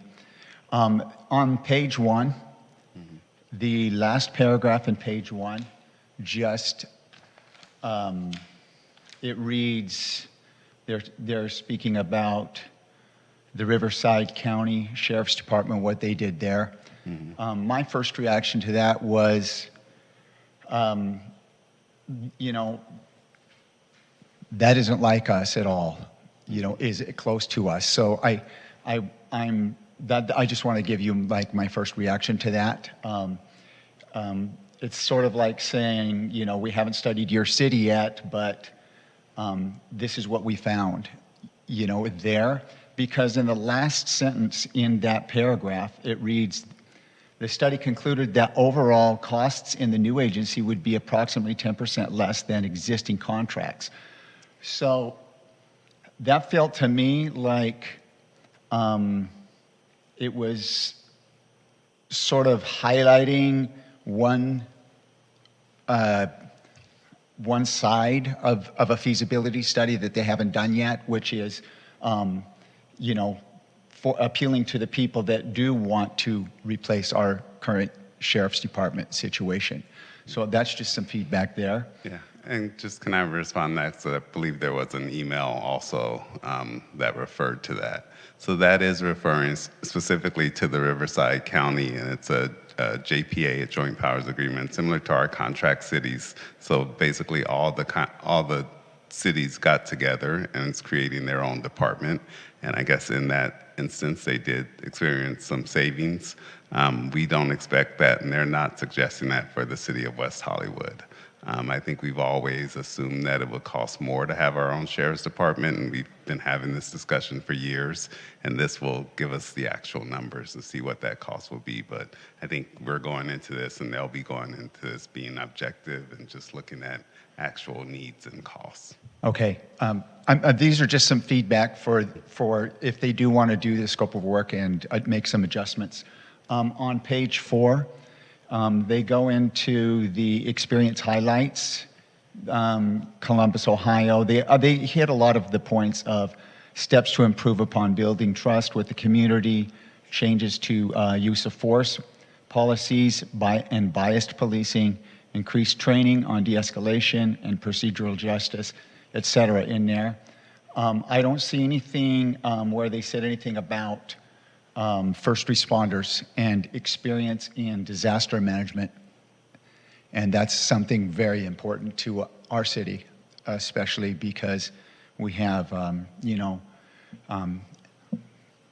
our city is very different. We have a large LGBTQ community. We have a lot of events and things like that. So that's just a note. And then down in page 6, if you go down to the underneath on the last paragraph, the role on this engagement, and it says that it talks about Ian's experience on this. Ian will serve as the lead analyst in field services, as well as more generally over the development of new agency formation methodologies. He will be involved in all project stages and will be involved in the development of each deliverable. What I want to ask that about this, and this can go to Matrix as well, is it a foregone conclusion that we are creating our new agency? Because that seems to be what that implies there. Okay. It doesn't seem to be objective, like we're presenting both sides as a feasibility study and the pros and cons of both sides. So I thought that that was something that was really jumped out. And then if you go down to page 7, it reads, it's under the experience highlights. The key findings include opportunity for greater fiscal savings by transitioning 30 positions from sworn to civilian staff, primarily in administrative areas, finance records, et cetera. What I wanted to know there is, what is the context of this? So they talk about Kansas City, Missouri. What is Kansas City, Missouri's population? How many total sworn officers were there? Like 30 positions out of how many? You know, maybe they have 600, we don't know. So I think that that's really important to see that in context. I would like to know that. And then if you go down to page 8,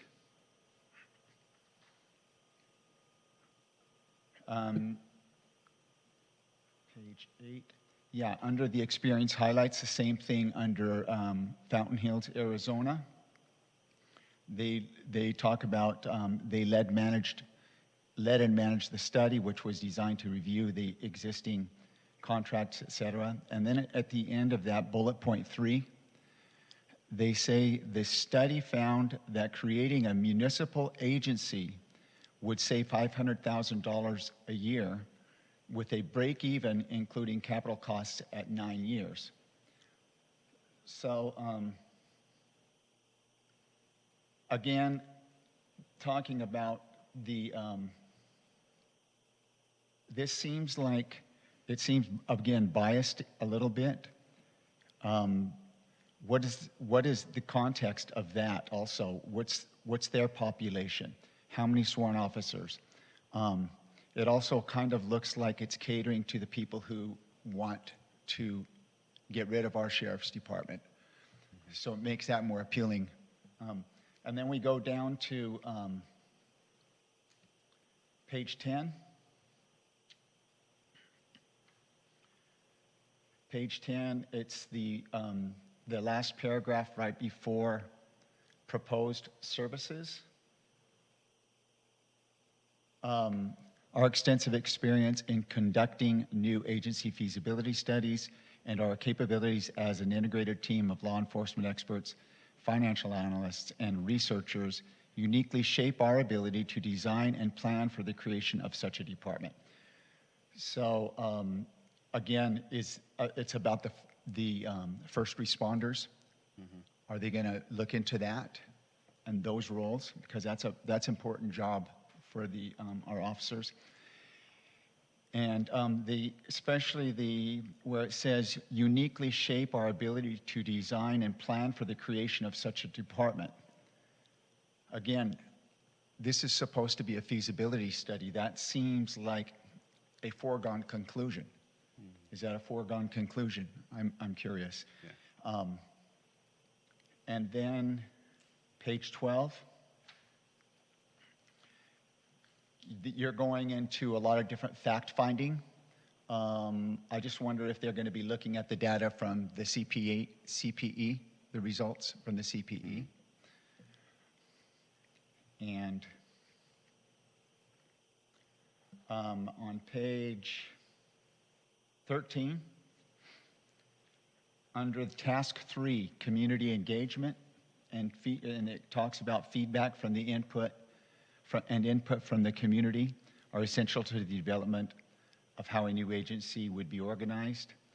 And again, that's how a new agency would be organized, staffed, and provide services to the community. What I'm curious about is, what about improving what we have already? They're not highlighting that at all. What if people don't want a new agency? Will they talk about how we can improve what we have? Otherwise, it looks one-sided. Okay, then we go down to page 14. Again, it talks about the bullet points, the first deployment levels and practices, as well as target levels for proactive time, staffing, capacity, et cetera. Again, what about the first responders and the other parts of the job that the officers do? Okay, and we're getting to the end here. Page 15.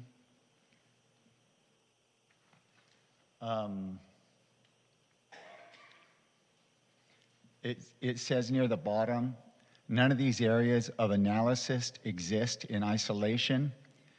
The feasibility modeling process must take into account regionalized services, et cetera.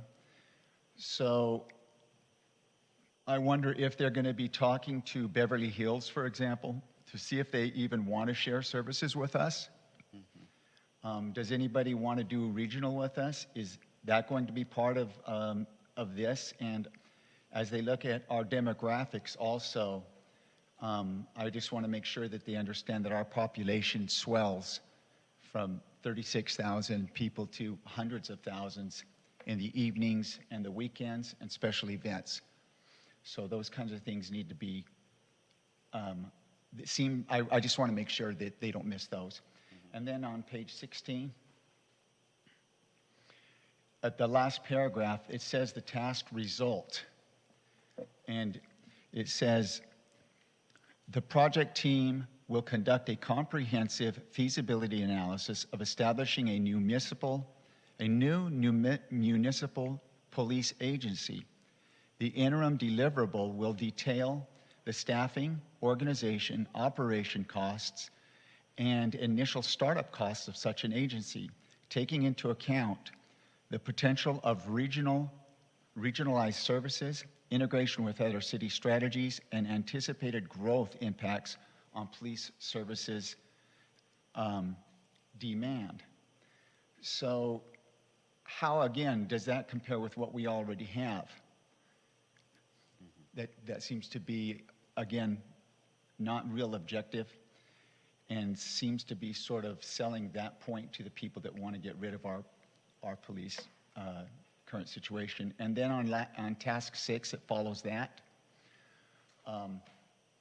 The transitioning planning, based on the feasibility analysis, which provides a foundation and design for how the department would be staffed, organized, and operated, the project team will create a detailed implementation plan to ensure that it can be accomplished. And then it goes on to saying the things it includes. Again, on this one especially, that seems to be a foregone conclusion. I don't think that should be part of this RFP and the costs of this RFP. I think I would suggest pulling that and doing a separate RFP for that if it is decided by our city council to go through with anything like this.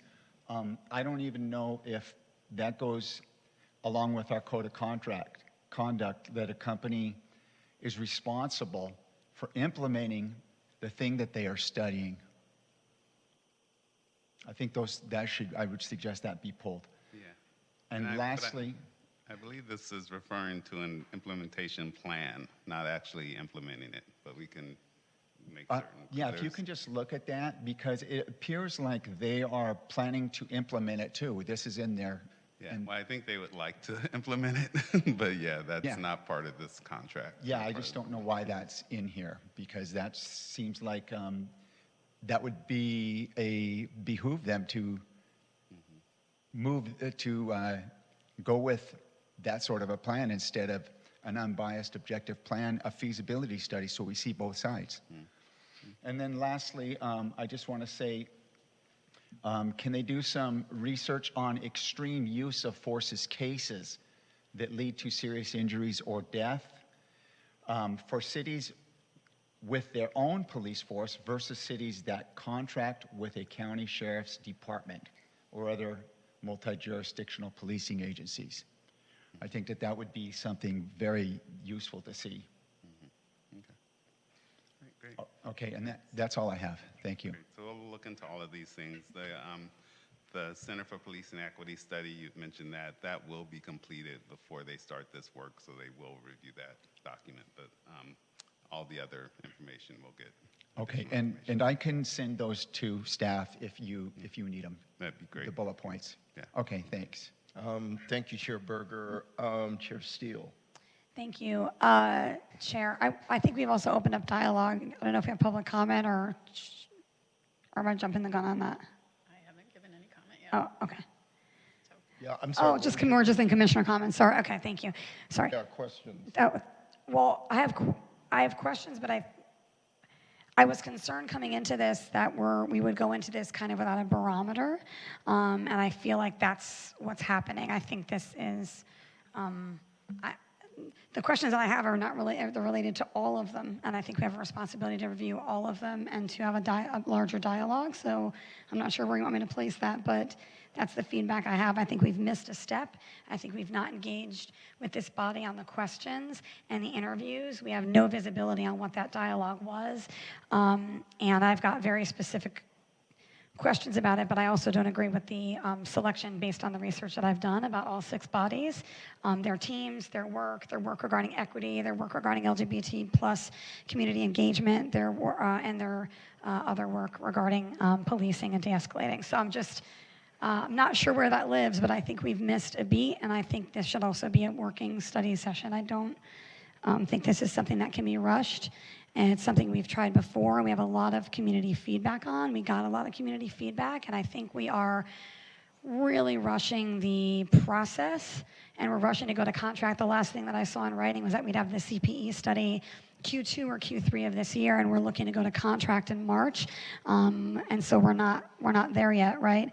And the other issue that I have is with the folks in the room, I didn't hear anybody that has a police accountability background, so an expert in police accountability in that dialogue and conducting those interviews. I didn't realize, I don't think the interview, we were notified of when they were happening, and I would have had some suggestions or some thoughts on that, but I think it happened, and there's things I think that were missing from that, but also without having a clear lens on what was asked, we don't have anything to go on other than what was submitted. So I've certainly have feedback on that, but I do want to just say I think we've missed a beat. I don't think we've engaged with this body in the best way to serve the community that we could have and to drive it. And I think by not having an expert on police accountability specifically, that doesn't mean a law enforcement background. Those are 2 different things. And it also doesn't mean CPE, because the CPE study, which I've already called flawed, does not have any LGBTQ plus engagement for a city that's over 43% LGBTQ. So I am concerned about that report having an effect on some of the dialogue within. Okay, thank you, Commissioner Steele. Not to usurp City Manager Wilson, but with each agency, as a queer black man, I ask, did they feel they had an understanding of assisting West Hollywood in developing a police force that has an understanding of a very large LGBTQ plus community? You know, that was my one big concern. If they felt they had an understanding of what needed to be done, the makeup of our community. before they would make any recommendations. And I got very satisfactory answers from each agency, but I did ask that question. I appreciate that, Chair. Thank you. And I believe that you did, and I believe that that's a valuable question. I would have probably had 30 more questions about their body of work. What does it mean, what they think their understanding is of this community? Because what they submitted does not show me that they have an understanding outside of a few lines. And more than that, they just added their first black staff member, and it's not someone in one of the executive roles. I'm also very concerned about the makeups of these teams. The majority of the teams that have submitted are largely white-held teams. So what I say, I went back and looked at it. I looked at all of these things, including their executive team and who's leading it, because one of the teams had a team of about maybe, I think, 5, and they were all, just white male retired law enforcement officers, and I don't see how we're going to get a viable look at 21st century policing without some 21st century perspective. And I think as well, that's another beat we're missing. Everything that I'm hearing and everything that I'm seeing looks like a 1-for-1. We've done this before. We've done this study. How are we looking at it to make sure that we avoid the missteps that we did before? Do they specifically know, like do they have that attached to the work? Is there something that guides them on that so that we don't go down the same road and come out with the same result because we didn't check that box, right? And we didn't dial them into what we did before and why we didn't fill this work as a community before. And so I just think if we're going to look at 2 things, we're going to look at, 1, improving our current contract, which is a huge part of this, and I agree largely with what Commissioner Berger brought to the table in terms of not seeing enough in that space from Matrix specifically. But outside of that, there's all of this dialogue and all the dialogue we've had earlier tonight all plays into that, right? We're talking about safety for the community and equity and all these issues. There has to be a larger pieces to that pie rather than we do equity work, right? Or we do this thing. Well, if your team's largely white, I don't know what your work or background is, but when I've looked at it and looked at all the other cases and started to do some digging, I don't see that body of work. I saw it only with 1, actually. And I think if we're going to look at reimagining this with a new department or our own force, that is a very specific thing. But if we're just going to do a 1-to-1 comparison without looking at something different and we're just taking from the framework of what currently exists, I don't know that we've had any creative dialogue about what does a West Hollywood police force actually look like. Not what is the framework for this and framework for that. That's all great, but anybody can take a corporate design and mimic that design. So I'm not convinced we've done a thorough enough job. Commissioner Steele, Manager Wilson, would you like to respond? Yeah. So this is really the start of this process. So whomever we choose, they'll do lots of community outreach and community engagement to see what the people of West Hollywood want. But ultimately, they're just doing a feasibility study. They're not creating a police department for the city. So they're going to take that information and see what the city residents want, and then is that possible in a police department and what we need to do to get there. And then ultimately, we'll have to decide who's the best person to implement that, if that's the decision that the council makes, that they want to go forward with that, or if we want to work more on improving our contract with the Sheriff's Department, that would be, we need someone else to do that as well. So. Thank you, and I appreciate that. I just think if the person that's doing the study matters, and I do think we're a little bit far down the line. I think we're at a point of choosing someone to do the work without necessarily having a larger dialogue about who's going to do the actual work. For example, I have the recommendations from the Social Justice Task Force. Have all of these been included? Did we have dialogue? I reached out to the Social Justice Task Force, and I don't believe there was a dialogue.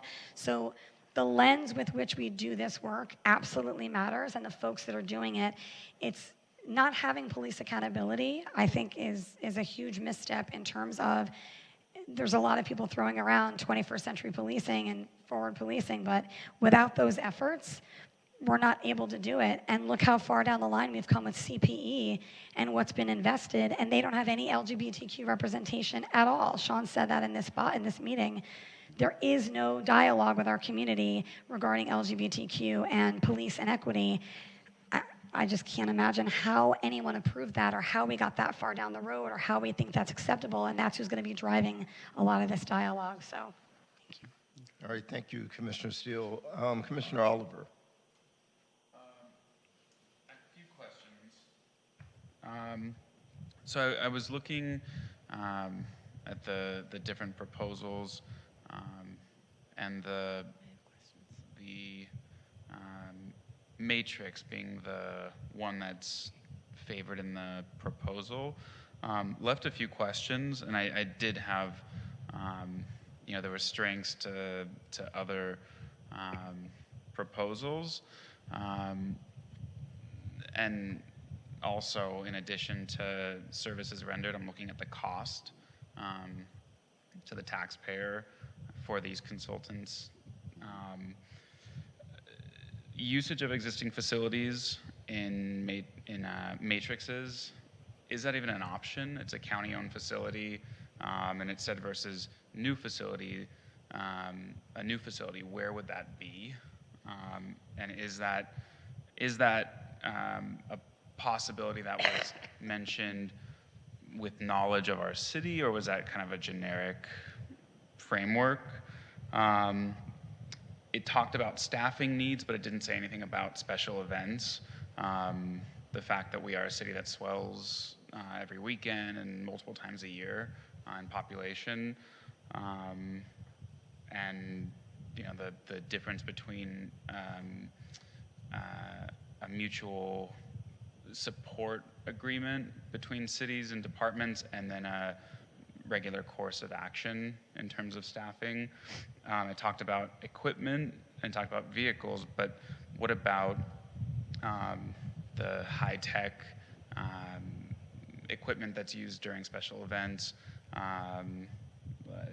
explosives and bioterrorist detection, helicopters, the things that the contract with the LA Sheriff's Department allows a small city like ours access to, because we get to just have a piece of each of these resources.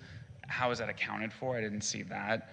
But then also the opportunity cost of what our city is going to have to give up.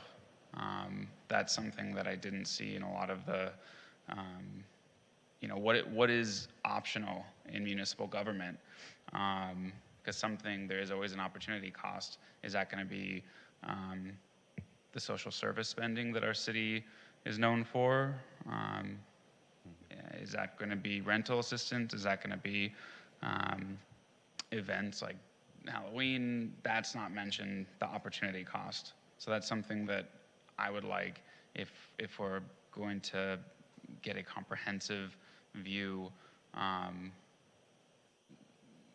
what is it that other municipalities have given up for such or what's the likely service that we're going to give up as a city? Yeah, and I don't know that they'll be able to determine that. I think that'll be something that we'd have to determine as a city. I mean, I think they will give us the cost of all those things, and a lot of that will come from interviews and looking at the current sheriff's data from our sheriff's station and what we actually use and what we need. And then figuring out the cost of that and providing that in the final report. So I think a lot of that, and we'll definitely make sure that it's in the scope of work, but I think we're going to learn that through the process. And then the city's going to have a big decision to make. The city council's going to have a big decision to make.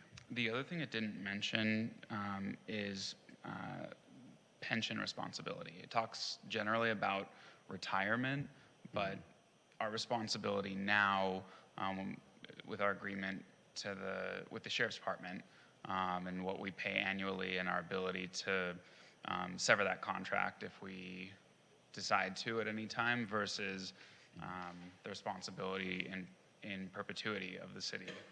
It talks about liability insurance, but it doesn't talk about liability to the general fund. There are just some kind of nuts and bolts, I think, missing from the proposal. Okay. Vice Chair Balbone. Thank you. So this topic is a divisive topic for our community. The last 12 to 18 months, there's been a lot of community debate, and I see some of the things that community members have asked for reflected in this study, but I don't see all of what they've asked for. And I see policing equity, which I think is good. I see 2 references to LGBTQIA in our RFP. I don't think that's enough. I see some references to issues with distrust in the budgeting process that were proven to not be the case. So there's some things in here, but what I don't see enough focus on is what people in the community have told us about crimes that they've experienced and what they're looking for us to solve for in those crimes. And I know one area that is somewhat unique to our city, and that is nightlife crime and crime that's related to having the type of vibrant community that we have, including sexual assaults. And we do not have a good track record of closing cases, and I would have expected to see something here in reference to whether that's a study of the current or new. We have to address that in our community. We swell up. We have a lot of people who come here for a good time and drinking, and people prey on that. And I think that's missing, and I think it's a mistake. We spend too much time in this meeting talking about some of these issues that happen when people come here. That's got to be reflected here. I also think that that's a balancing act for the people who live in this community, because there are a lot of people who live here who don't love nightlife, but they tolerate it for all of the other things that happen in the city. So to make the city livable, that balancing thing has to happen. And it's just, there's a lot missing of what we've heard people across the board from all parts of the community talking about what they want from the local police here in West Hollywood, whether it be the sheriffs or a replacement organization, it doesn't matter. I just don't see enough of it here. I see portions of it, and I apologize, I'm getting over a sinus infection, so not contagious, but I sound horrible. That's something that I'd like to make sure that we're really spending time on, because this has been such a hot button issue for everyone in this community, and I think we owe everyone an opportunity to be heard. And we also just have to look at the stats. Like, where is the crime in this community, and are we doing enough, and do we have enough staff focused on those things? That's what I'd like to see it coming out of this. Thank you. Yeah, thank you. No, and it certainly will. I mean, that will be part of the community engagement and the data collection process. I mean, and we didn't want to tell them what they're going to find. We want them to go to the community and find those things and get the actual data from the sheriff's department on what type of crimes are happening where. So all that will be part of the process. I do think it's important to ensure they understand that this is a divisive issue in this community. There is not agreement on this topic, and that way they're coming into this, and this goes to Tori's point. The proposal for Matrix was written very heavily on the fact that they're going to make a recommendation on one part of what you asked for.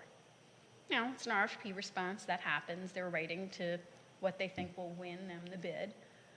But I think we need to be very clear with them that that's not all you asked for. You spent several pages of this outlining what you want evaluated of the current contract. And that's something that I think we really have to make sure they understand, is their responsibility is to hear everyone and to come back with both sides of this. Okay. So, thank you. Can I just add to that real quick? We hear so many times, oh, that's going to be a part of it, or this is going to be in there as an answer, but then we never see it and we never get any response, right? So for example, CPE, we asked repeatedly within this body to get an update on what the community strategy is and what the community engagement is, and we've not heard a word about what that plan is. We've not seen a plan, and now we're told we'll have it in another month or so, or maybe the next quarter, but that still never came back. So without a more robust dialogue with this body, leaning into this work, I don't see how it's going to get done. And I think we need a working study session to really go through and talk about what is needed from any partner on this and revisit it. I just think this is not malintended, but I think it was rushed. And I think the community's had so much feedback and so much wonderful feedback from renters to homeowners to lifelong residents that we've seen. I think we've missed a beat, and I think we've jumped the gun a little bit and not really looked at all of this in its fullness. And I wouldn't be comfortable making any recommendation or approving anything until I saw the questions that were asked, possibly a recording, and we have a deeper dialogue as a body. So that's just where I'm at. Before we move on to public comments, Commissioner Steele, I just want to make sure I understand what you're saying. Are you requesting that we have a separate dialogue about this moving forward? Yes, Chair.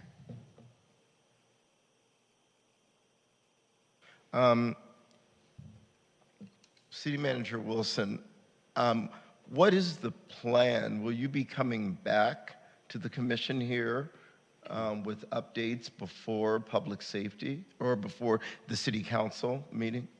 Yeah, at this point, there was not a plan to come back before the city council meeting.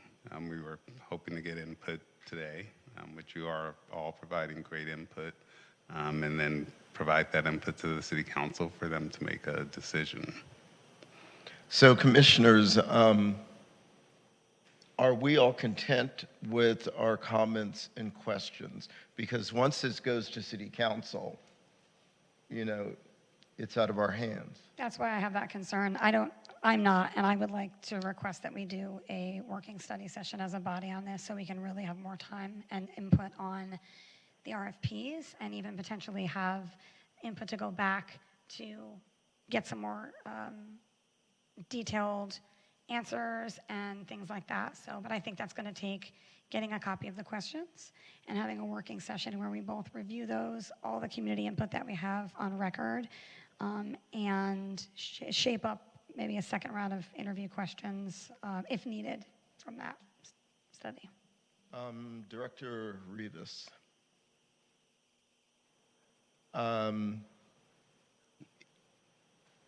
Is this possible before it goes to council, and what exactly does this mean? Yeah, thanks, Chair.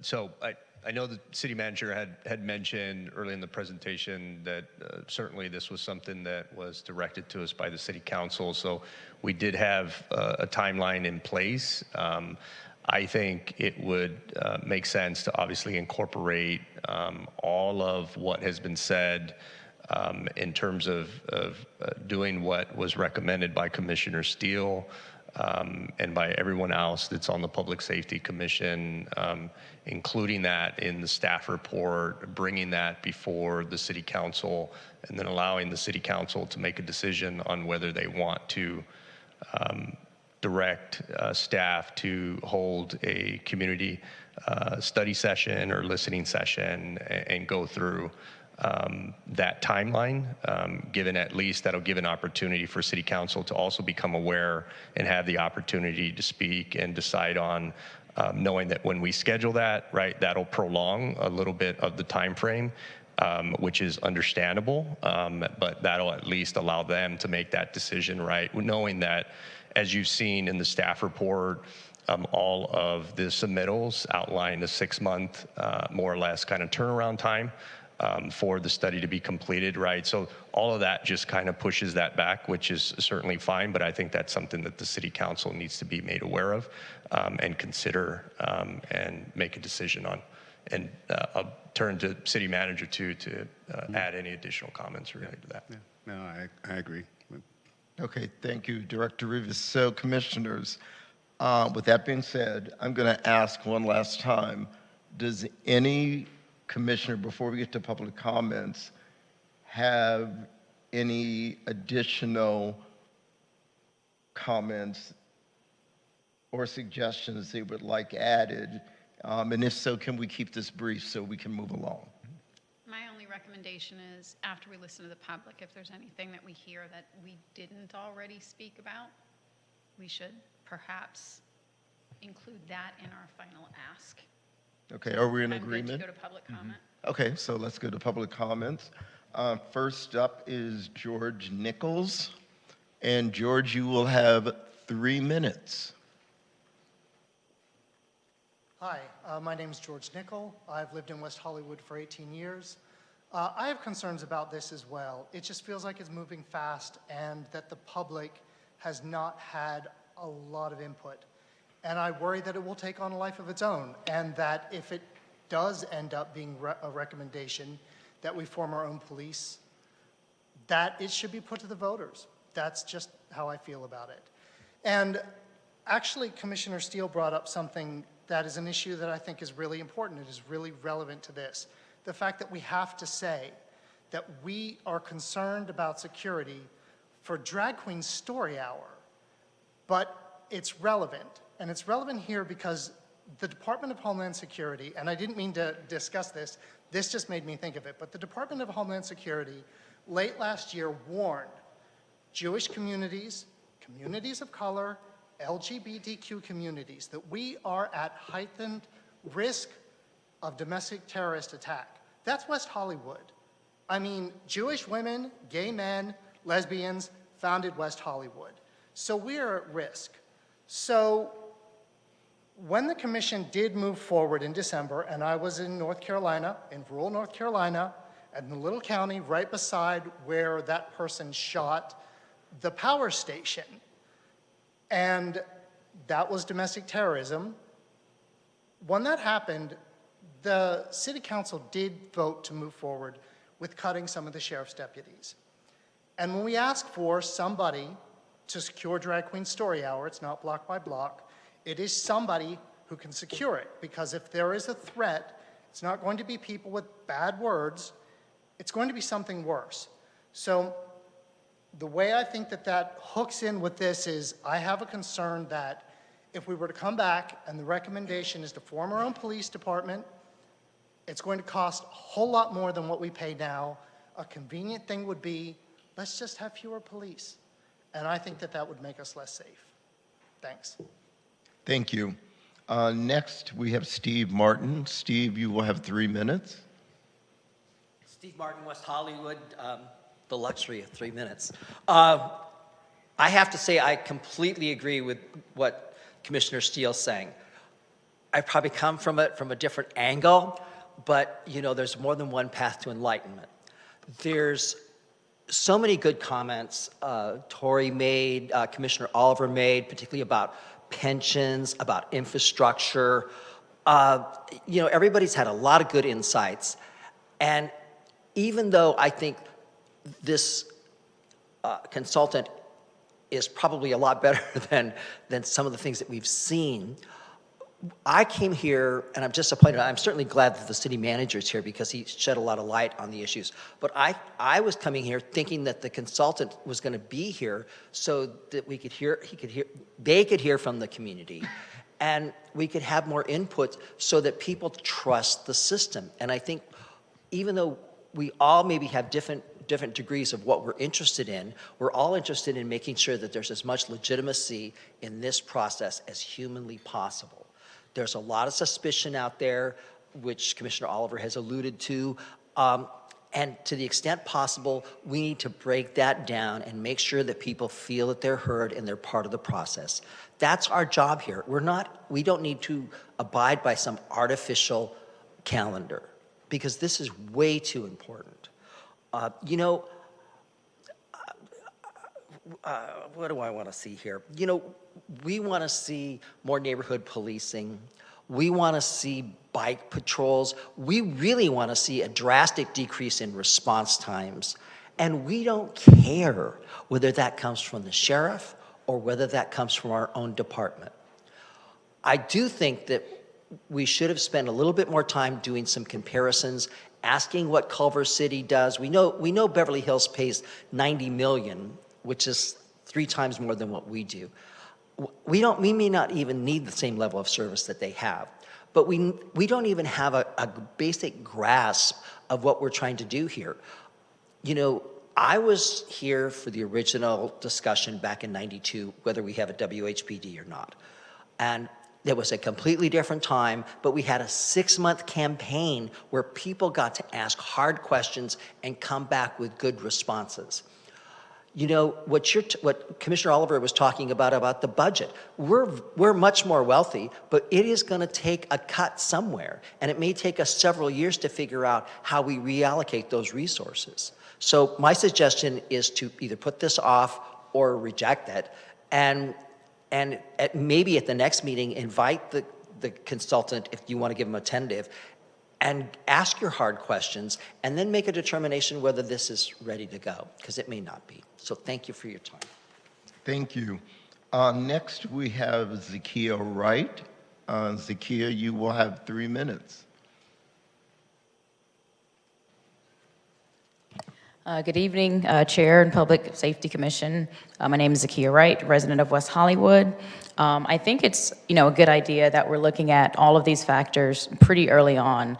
As, Steve alluded to, this has been tried in the past and failed miserably, I think, quite a few times. And I think some of those reasons, which I hope, that as going forward, we learn from why it's failed in the past and why even getting it off the ground never really worked. And some of those reasons have already been alluded to. But there was a failure to get community buy-in, right? Community didn't feel like they had enough information. There were alternative narratives regarding cost, right? A cost is a cost is a cost, but it was just so much misinformation and disinformation going around that it was hard to make a decision. And there was also a lack of transparency. And I think all of that has to start now.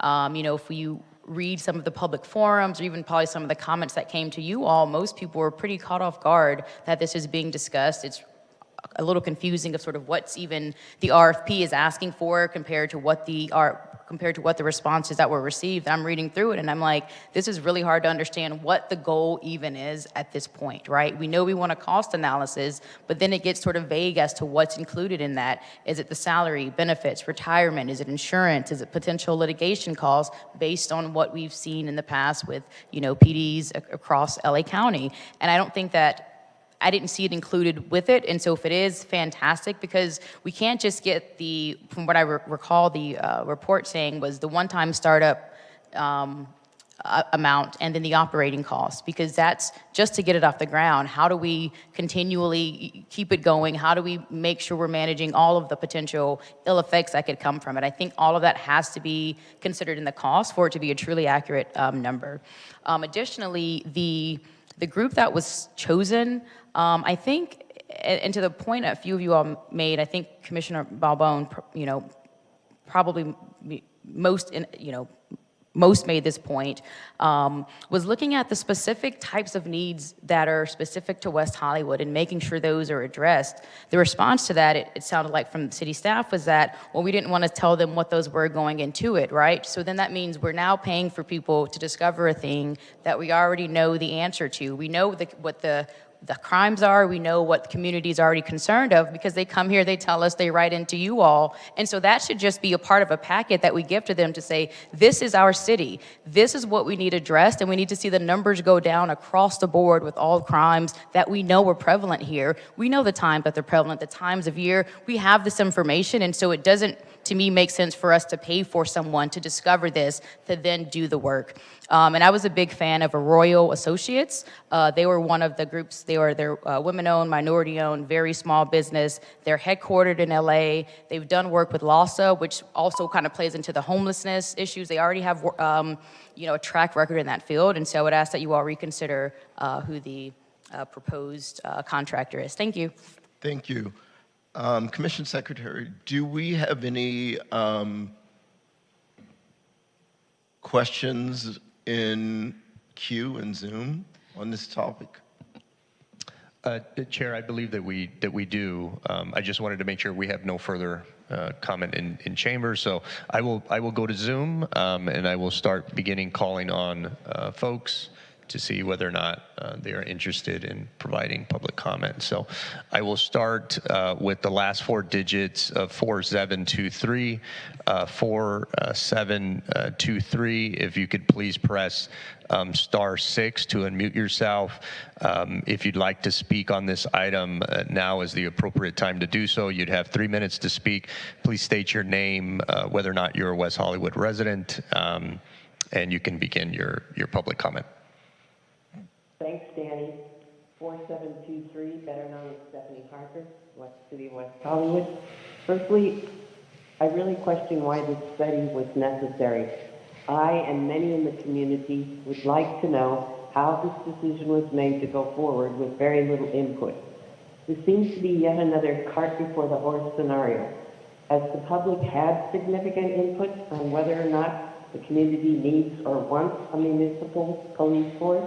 According to Commissioner Steele, and I thank you for your comments, Commissioner, this topic has not even come before this commission.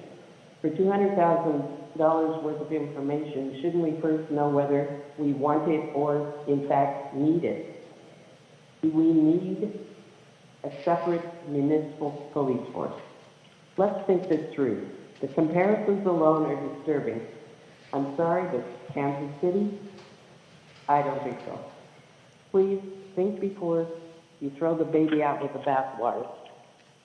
We don't even know if, except for the previous studies we did over the last few years, what our problems are.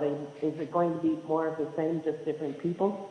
So before we make this drastic change and lose our sheriff's department, from whom we would have backup at any time, which we have now, I just want to go on record that I'm totally in support of the Sheriff's Department, and I thank you for your service to this community.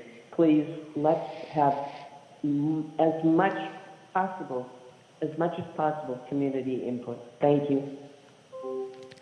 Thank you, Stephanie. I'll move on to the next caller with the last four digits of 5670. If you could please unmute yourself by pressing *6, state your name, whether or not you are a West Hollywood resident, and whether or not you'd like to speak on this item, but this would be the appropriate time. Hello, commissioners and staff and guests. My name is Yola Dore. I'm a 30-plus year resident of the city, and I'm speaking for myself. Like the previous speaker, Ms. Harker, I am diametrically opposed to your going forward with this item without more public input. I think spending this kind of money is wrong when you don't know what kind of people you're going to get.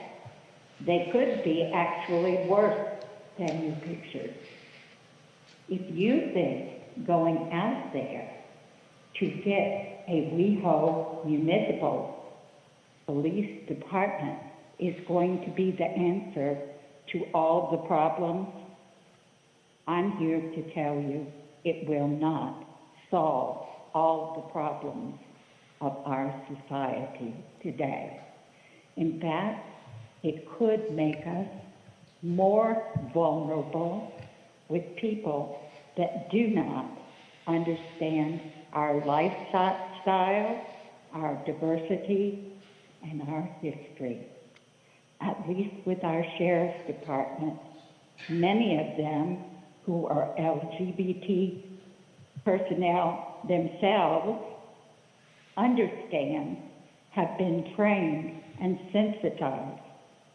Do we want to change this staff this quick at a time when we've had so many challenges? Please give this more thought.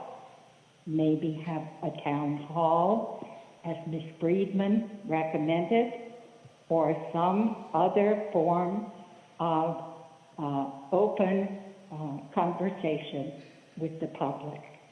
The residents are depending on you to do the right thing.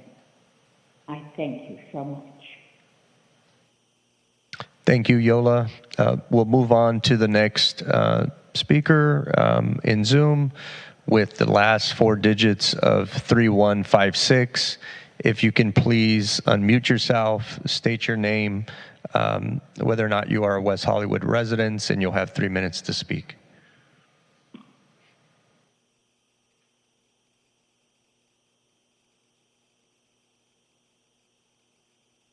Hi, this is Kathy Blavis, long-term resident of West Hollywood. Before this meeting started this evening, I questioned, how did we get here? How did this happen so quickly? And then hearing, especially the comments of Commissioner Steele, it sounds to me as if this commission is questioning the same thing, or at least asking the right questions. I'm actually going to use a word. I'm actually offended that this has gotten this far without any real significant or meaningful input or outreach to the community. I would almost guarantee you walk down the street, ask 10 people, they don't even know this is happening. So all the other comments aside, which I agree with regard to the budget, whether or not this is even necessary, whether or not how we're going to make this work in terms of budgeting. My first and foremost concern is that somebody on this commission said this evening, the taxpayers are paying for this. And being one of the taxpayers, I'm just so disappointed that it's come this far without our input. So I'm in agreement with the other comments this evening. I think this has happened too fast. I think we need to take a step back. I agree with the advice of the commissioners. I thank Commissioner Steele and Commissioner Balbone for even suggesting that they listen to what we have to say before moving on. I thank Tory Booker for his questions, also Robert Oliver and Chair Holman. So please don't let this go any further before there's significant and meaningful input and outreach to the community. Thank you for your time and your service. Thank you, Kathy, for those comments. And then I will move on to the last telephone number in Zoom, ending with the last four digits of 5753. If you could please unmute yourself, state your name, and whether or not you are a West Hollywood resident, and you'll have 3 minutes to speak.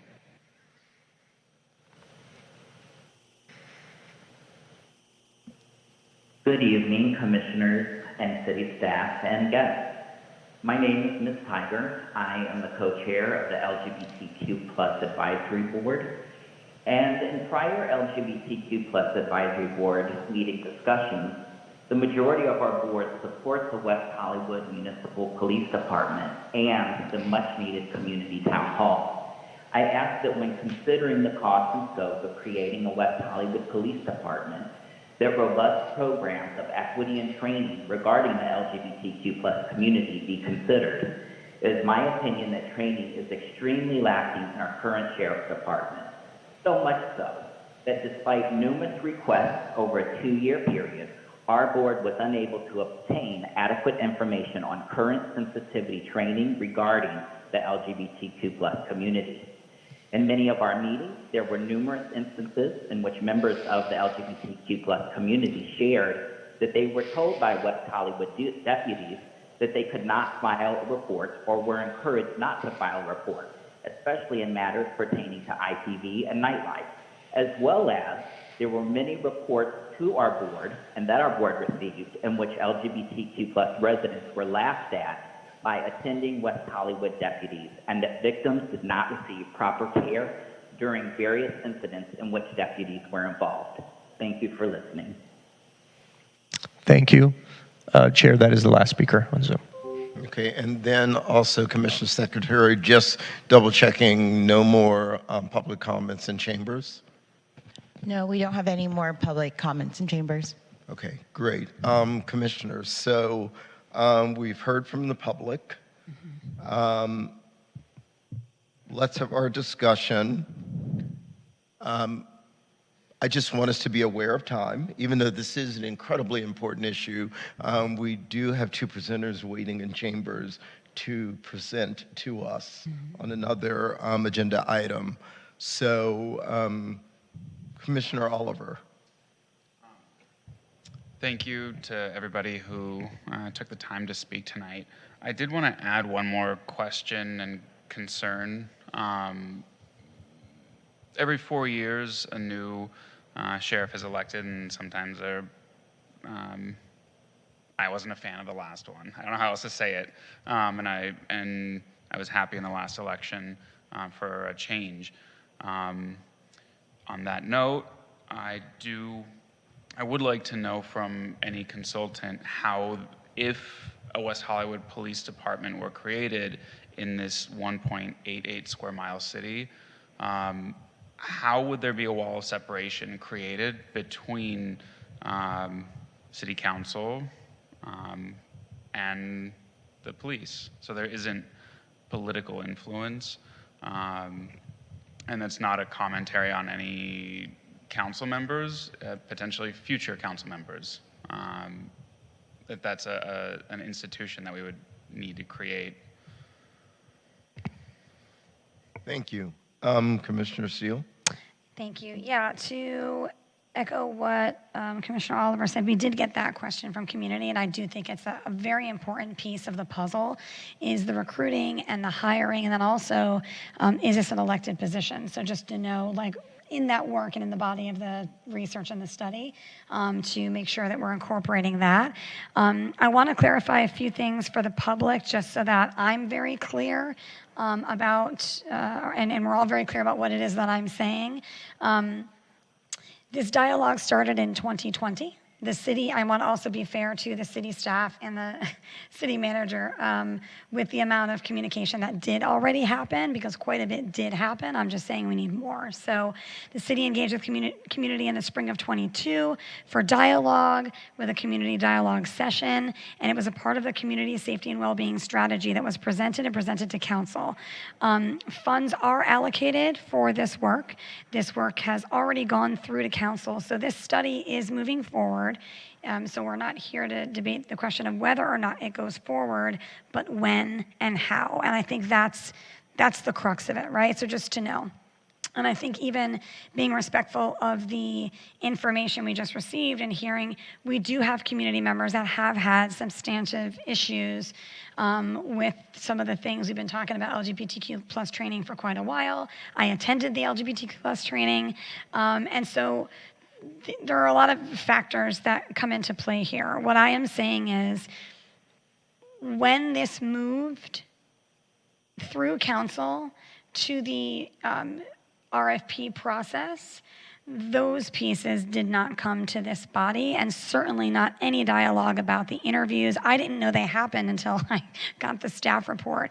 I don't agree with the decision. I like the Maroon Society for this, for a variety of reasons, one of which was that they, right out of the gate, had dialogue in what they submitted for us about policing equity, about accountability, about mental health, and those pieces that I did not see laid out so well or at all in many of the other submissions. So, you know, we're talking about these things as it relates to how do we adjust this for our current contract, and I think we have to look at all those things and know that they're looking at all those things, and certainly if we're looking to build our own police force. The other thing that I wanted to, I already mentioned the teams. Sorry, bear with me one quick sec. I don't want to delay for the folks that are presenting, but this is extremely important. Dialogue.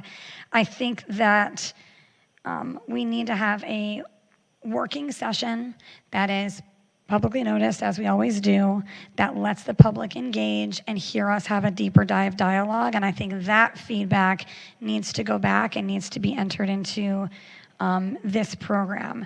There were a couple other things about the submissions, but I will Oh, and the work that the work that Maroon Society also does, their body of work, the breadth of their staff, they had the most inclusive staff, they had the most diverse staff, which I think is extremely important. The work of Lawrence Green alone, I thought is incredible body of work. Dr. Kari Brown, incredible work. I looked at every single person's resume and every single person's body of work on every single one of these submissions, so I'm saying it from that lens.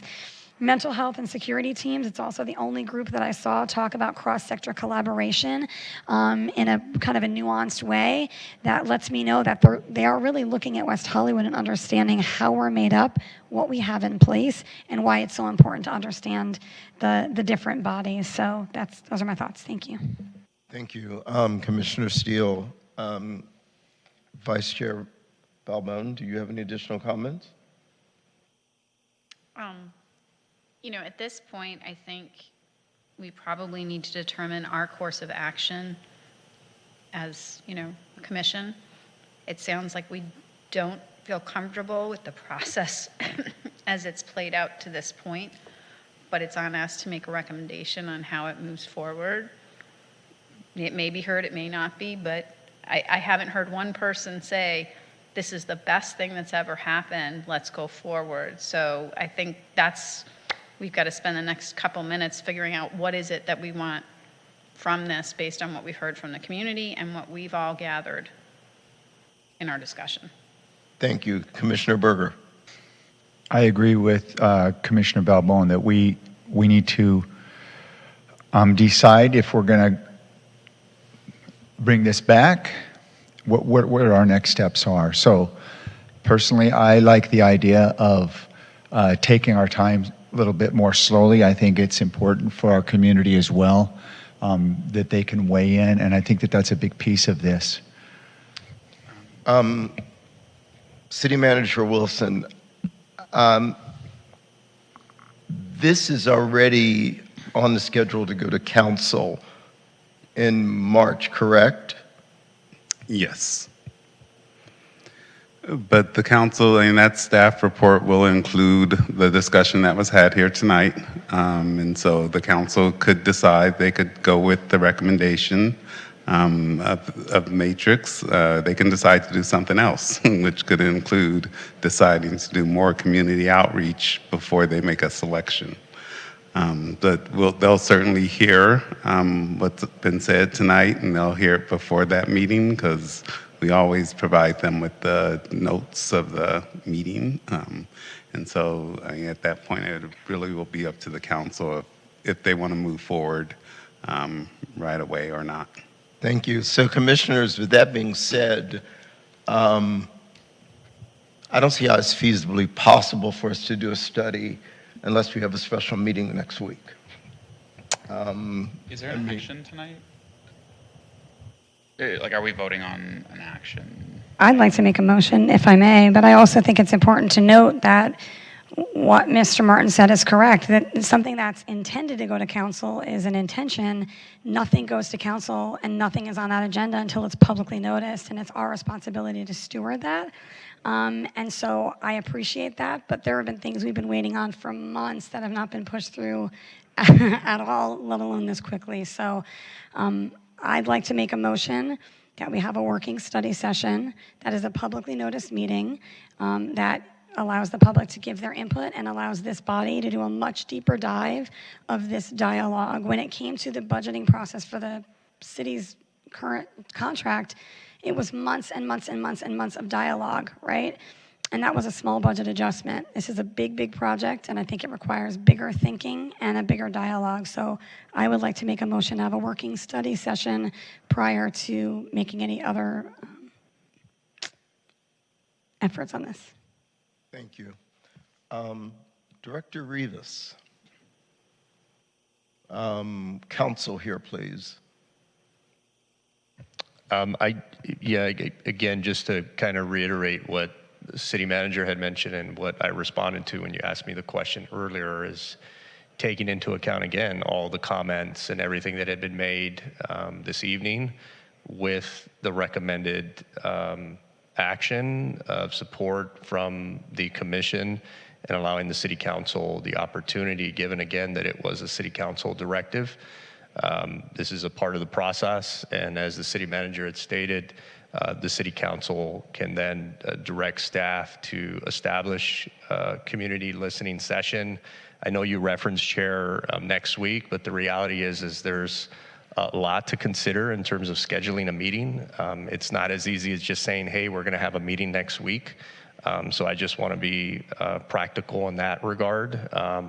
So, we're planning on taking the item, which is the first meeting in March, which is just around the corner, in terms of submitting, taking into account what we've heard this evening, incorporating that into the existing staff report that you all have before you, and then allowing the city council to make a determination again to consider staff's recommendation or take other alternative action based off of what the commission has mentioned this evening. Great, thank you. That's kind of the answer I was looking for, so I appreciate it. So commissioners, with that being said, this is our only opportunity. I don't agree. Number one, there's a motion on the floor. So there is an active motion on the floor. I would like to see if there's a second. And I don't agree that this is our only opportunity when it's been so thin of an opportunity. I appreciate, Chair, that you were involved, that you were invited to sit at that table. And I'm thrilled for a variety of reasons that you were, sincerely.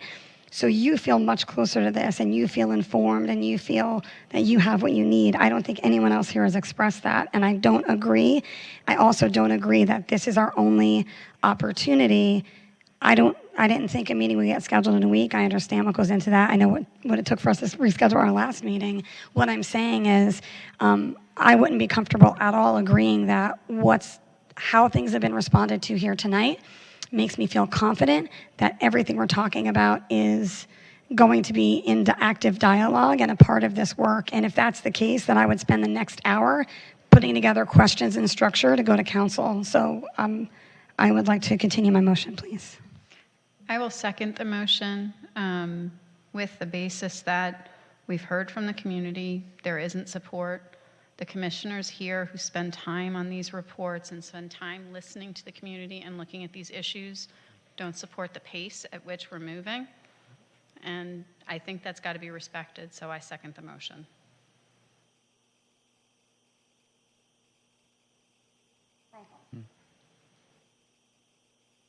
Director Rivas, where do we go from here? If that's the action and what the commission wishes to do, then we can take a vote, Commission Secretary, on that.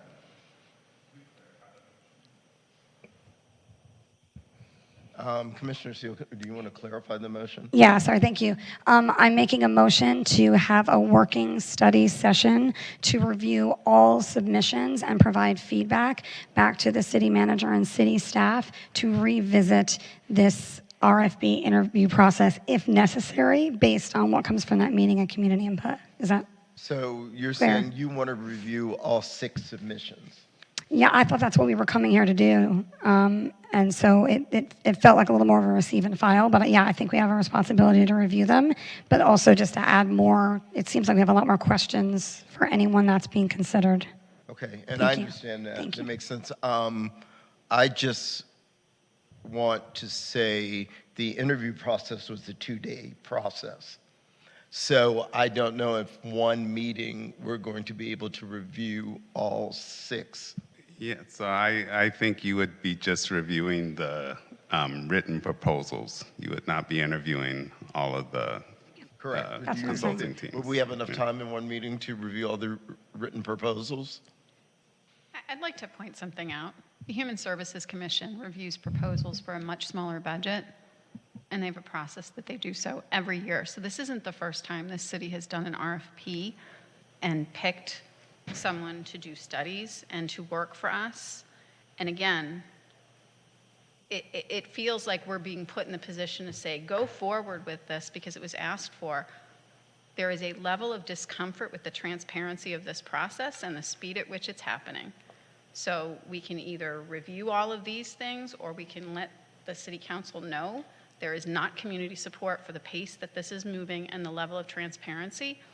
I'm good either way, but that's, I think, something that when we get wrapped around the axle of saying that we've got all this work to do, every year We decide on the human services budget, and it's what, like 2.6 million? This is a much bigger budget, and we're ramming it through, and nobody's been involved. So I just want to call that out when we get wrapped up in the timing. We can slow the roll on this. It's a very important decision. We have had a lot of community unrest on public safety. The fact that we might delay a report coming from a vendor that a very small portion of people selected for a project that not everybody bought into, I mean, that's a problem. And we're usurping the democratic process. It's happened twice now. Nobody can disrupt and not allow a body to vote. We have a motion. So I think I understand how everyone feels, so we need to take a vote, correct, Director Rivas? Based off of what I'm hearing, again, I mean, I heard what Vice Chair Balbone had mentioned, and to her point, and I know we're stressing that and understand and value everybody's input and feedback on the process, but all of that can be articulated to the City Council, and they will weigh the option. I think, to the City Manager's point, obviously what ends up being sent to the City Council even prior to them receiving the comments and the input and the feedback is a summary from staff. It actually comes from the liaison, which is myself, that will summarize and outline everything that's been touched on this evening. Again, in addition to adding that to the staff report. So I think many of the commissioners and members of the public have mentioned that loud and clear, and so that obviously will be reflected in the staff report, no differently than with other commissions and bodies, obviously, that review and that there's input and feedback asked. All of that is incorporated for consideration. It's part of the many memos that we put together based off of the commission's input and feedback that we sent on items, even receive and file items. I bring up the dockless mobility item that was brought forth by long range planning and parking services that was really a receive and file, but taking into account all of the commissioners' input and feedback in that. And we sent that to the City Council, for consideration. Same thing that we did with the nighttime safety. So, the City Council will definitely hear and receive all of that information. We'll certainly copy all of the commissioners in regard to that. We understand that this is a very important item. The written proposals and what you've seen that have been attached to the staff report was one portion of what was considered. Obviously, there was a second component of that, which included the interview process.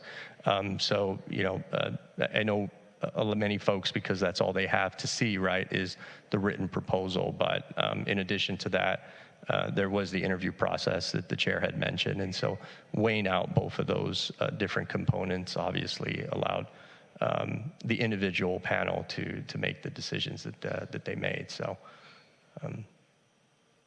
and City Manager, I don't know if you have any additional comments. Not at this time.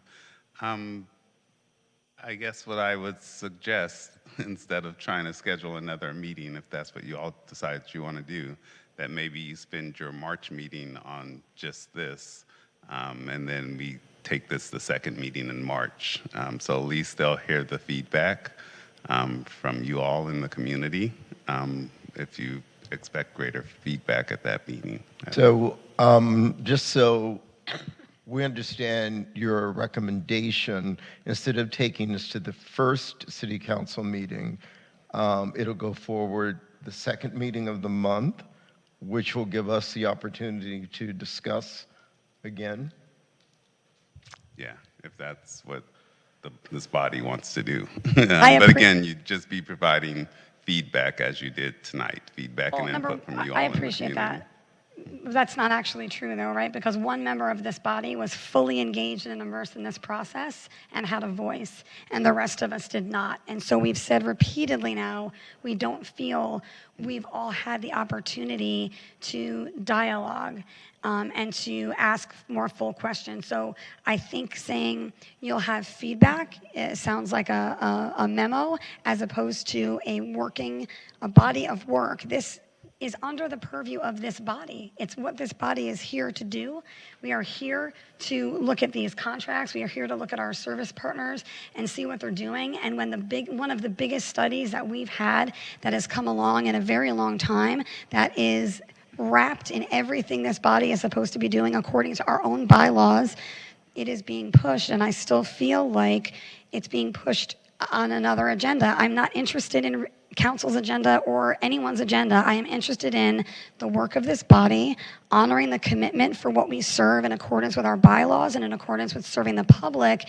And I'm also not interested in not moving forward with a vote that has a standing motion on the floor that should go to a roll call vote without further influence from city officials. There is a motion and there is a second, and we should have the roll call vote. Well, I think, and I understand that, thank you, Commissioner Steele. I think what City Manager Wilson is offering this commission is the opportunity to revisit this in our meeting, and then the report will go to City Council following our meeting. Yeah, I appreciate that, and I think to go back to nightlife safety, we did have a working study session because the body of work was so important. We felt it was. I think we have too much to cover in these meetings. I think this is too big of a dialogue, and I think it needs to be its own meeting, and not that we need to sacrifice an agenda, because I think you've done such a great job of tightening those agendas up that they're thinner now, but even still, there's so much to do. And I think it's big enough and important enough that it requires a working study group dedicated to this specific thing so that we can do it, like nightlife safety. And by the way, we're still waiting on feedback from a lot of the nightlife safety items and actions. So look how long that's taken. And this feels like we're pushing and pushing and pushing it. I don't know what the push is for. This has been a decades-long conversation in this city. I don't know what we're racing against with March. I just don't. Do we get a discount if we do this in March versus April or May? I don't understand. Hey, thank you, Commissioner Steele. Manager Wilson, your comments. I was going to remind the body that this is just the feasibility study. Like, we're not making a decision whether or not we're having our own police department or not. This study is truly just the feasibility study of what it would cost to do that. And we haven't done that before. I know we've talked about this for decades, but we haven't actually done a feasibility study to have the numbers to go with that discussion. So that's really the only intention of this. It's not any decision whether or not we're going to continue with the sheriff's contract or have our own municipal police force.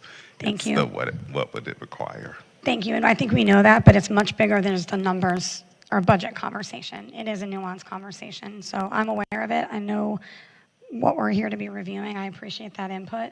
I have one thing to add that we might not be aware of that might play into this. I think that it seems like everybody's agreeing, but it's just the dates. For one thing, there's going to be a lot of reading and a lot of things to wade through if we've got, this one was big by itself, and we need time to digest that. And number two, the council is supposed to make commissioner appointments for this commission right now, and this is the end of this term right now, this meeting, and they aren't all represented. We've got a couple of people here missing, and there might be other replacements by next meeting even.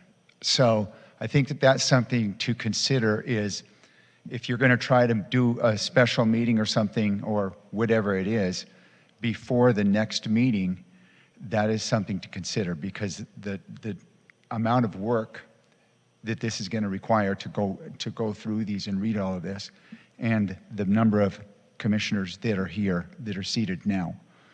So I think it's important to consider putting this off maybe until our next meeting instead of, and not saying that's the end either, whether it needs more time, additional time after that. Director Rivas, correct me if I'm wrong, but I think by our next meeting, we won't have our new appointed commissioners at that time.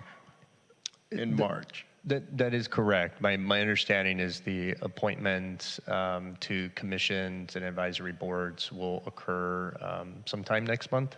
So, our next commission meeting obviously is the second Monday of every month, and so that's on the schedule. So there, we don't anticipate any additional new appointments, but. Okay, great. Yeah. So commissioners, with that being said, we're it. So we have to roll with this. We have to make a decision now what we're going to do. Do we need to vote on this motion now that the motion has been made? There is a motion on the floor. I know Vice Chair Balbone had made some changes or amendments to that, or had added additional language. So if you want to restate what the motion is, because I know we had dialogue after that, so everybody's clear on exactly what it is that you would be voting on. But again, to city manager's point, having the meeting, the next Public Safety Commission meeting dedicated to this topic. I know that we have the monthly reports and the information that obviously is posted, and maybe something to consider is, maybe not having presentations by our public safety partners. Obviously, you have the reports. That information will be attached. And that's certainly something that we can have a discussion on in April, similar to what we did this evening, where we covered December and January. And that way we just jump right into the conversation and spend adequate time going through the proposals and hearing from each of the commissioners in terms any additional input and feedback from what we've already heard this evening.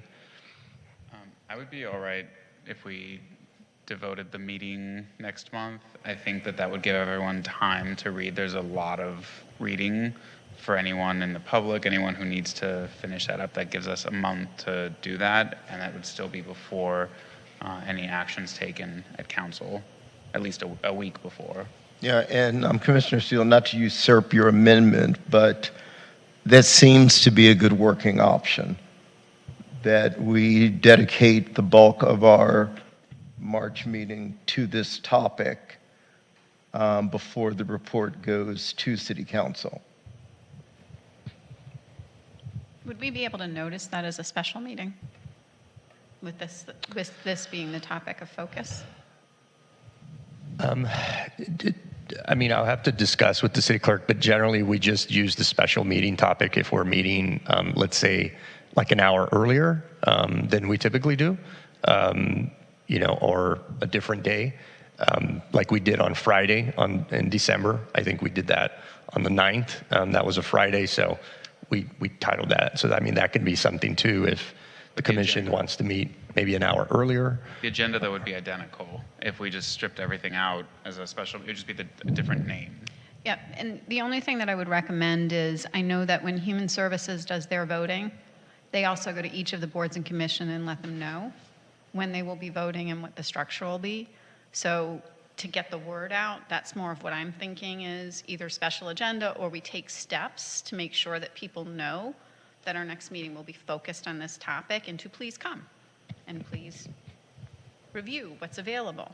So we can definitely work with our Community and Legislative Affairs Division and Community Services and even the City Clerk's Office. I don't want to tie one department to the other, but obviously they have the email list, right, of all of the commissions, advisory boards, and then send an email out informing them about the meeting next month and it being dedicated to this topic.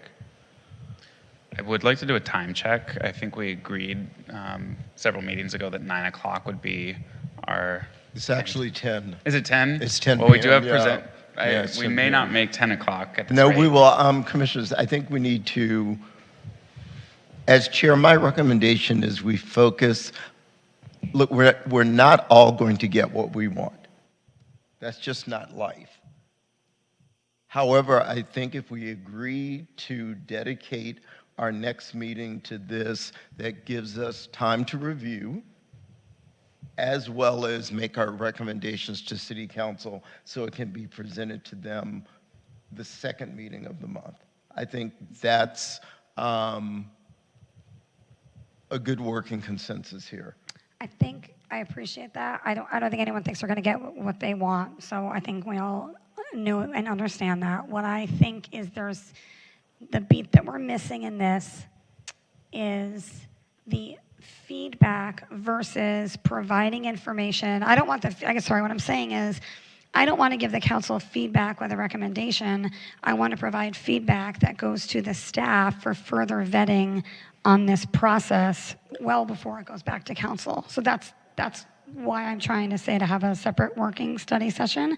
I also think if we don't put any barometer in place, it'll be a 3-hour dialogue, and I think there need to be just some other things there. And I think if we had a working session, we could do that. We could create an agenda. We can create, some very specific checks and balances and engage with the community differently.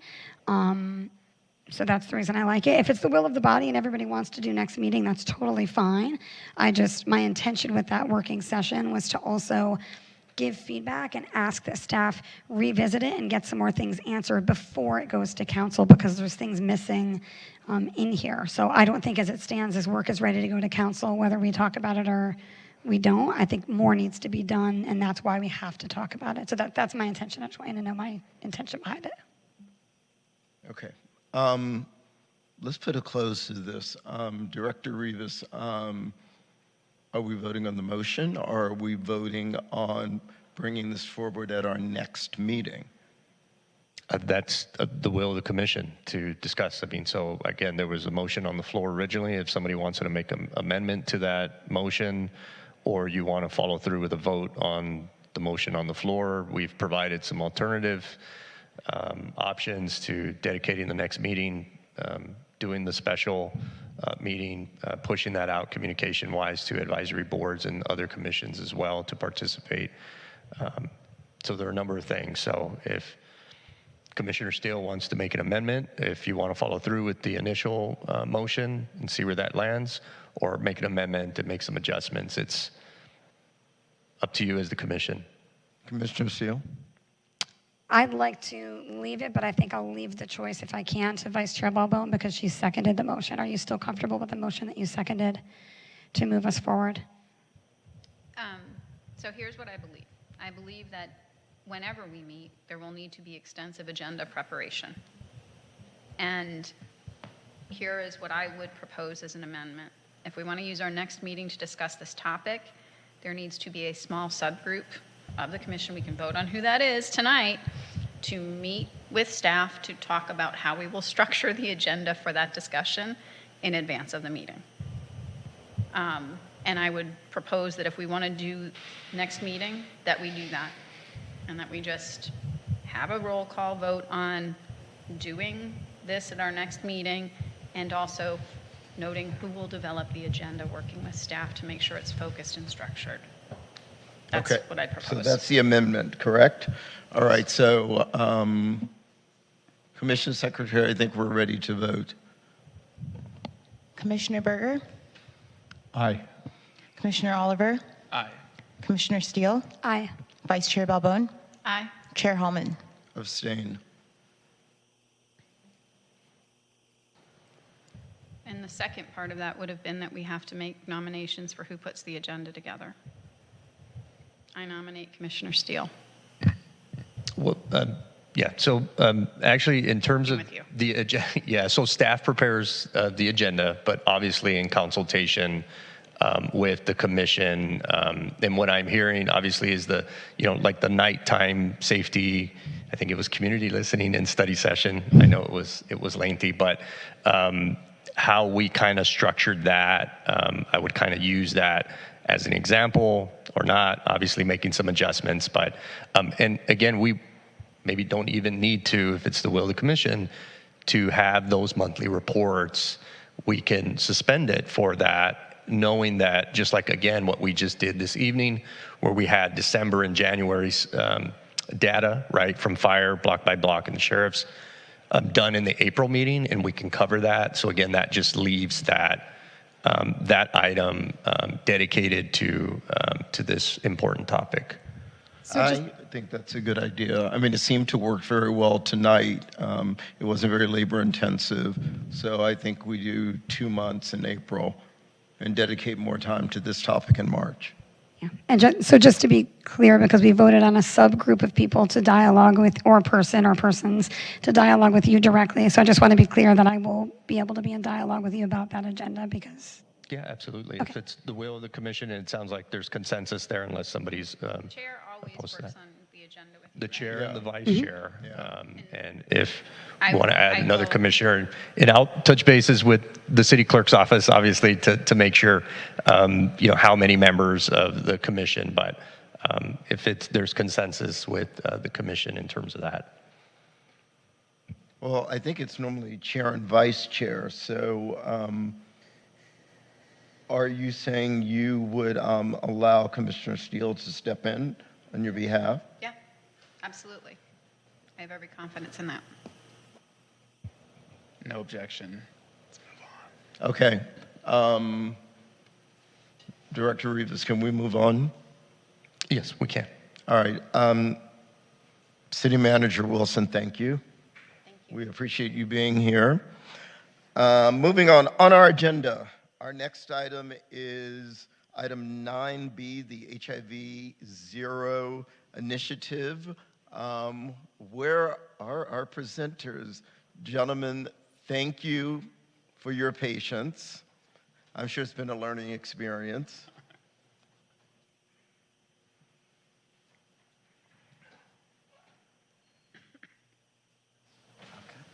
Can you hear me off this one? Yes, you can. Yes.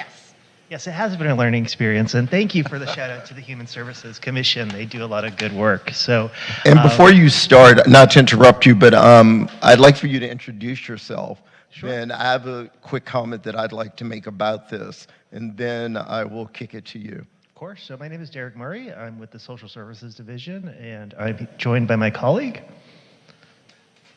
I don't know if this one is on.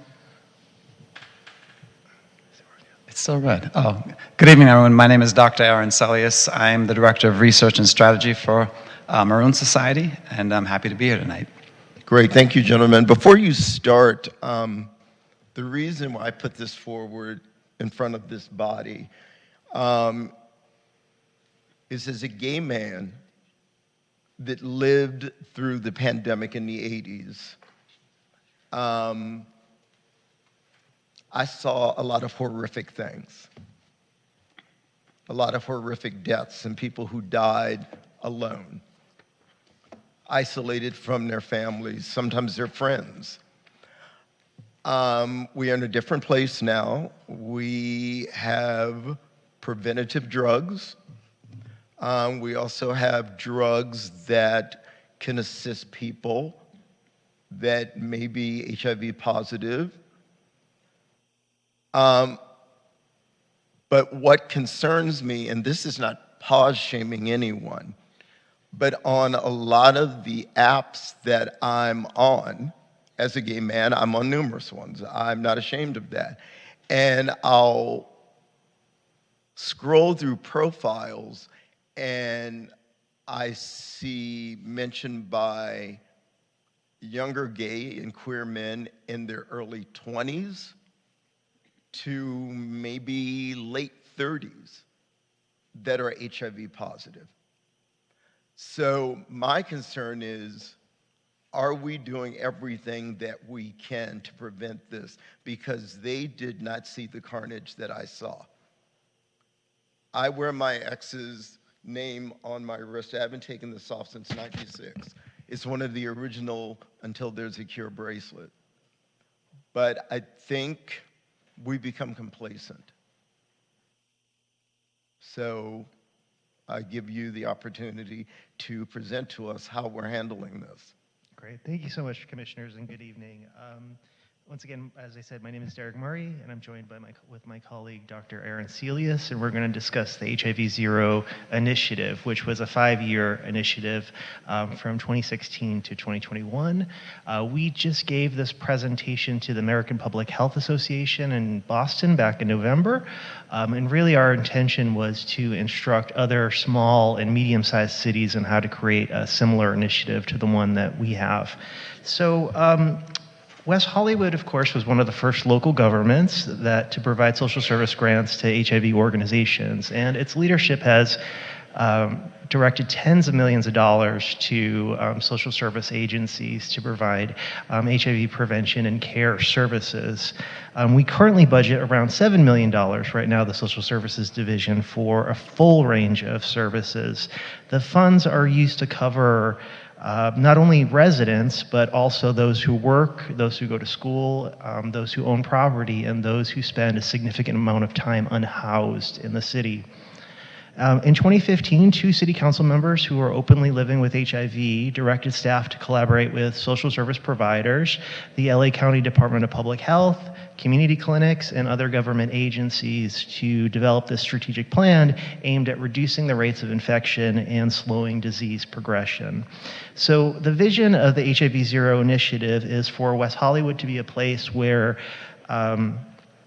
people living with HIV have easy access to comprehensive health care and social support, and a place where no community member has an elevated risk for HIV or encounter discrimination based on sexual orientation or gender identity.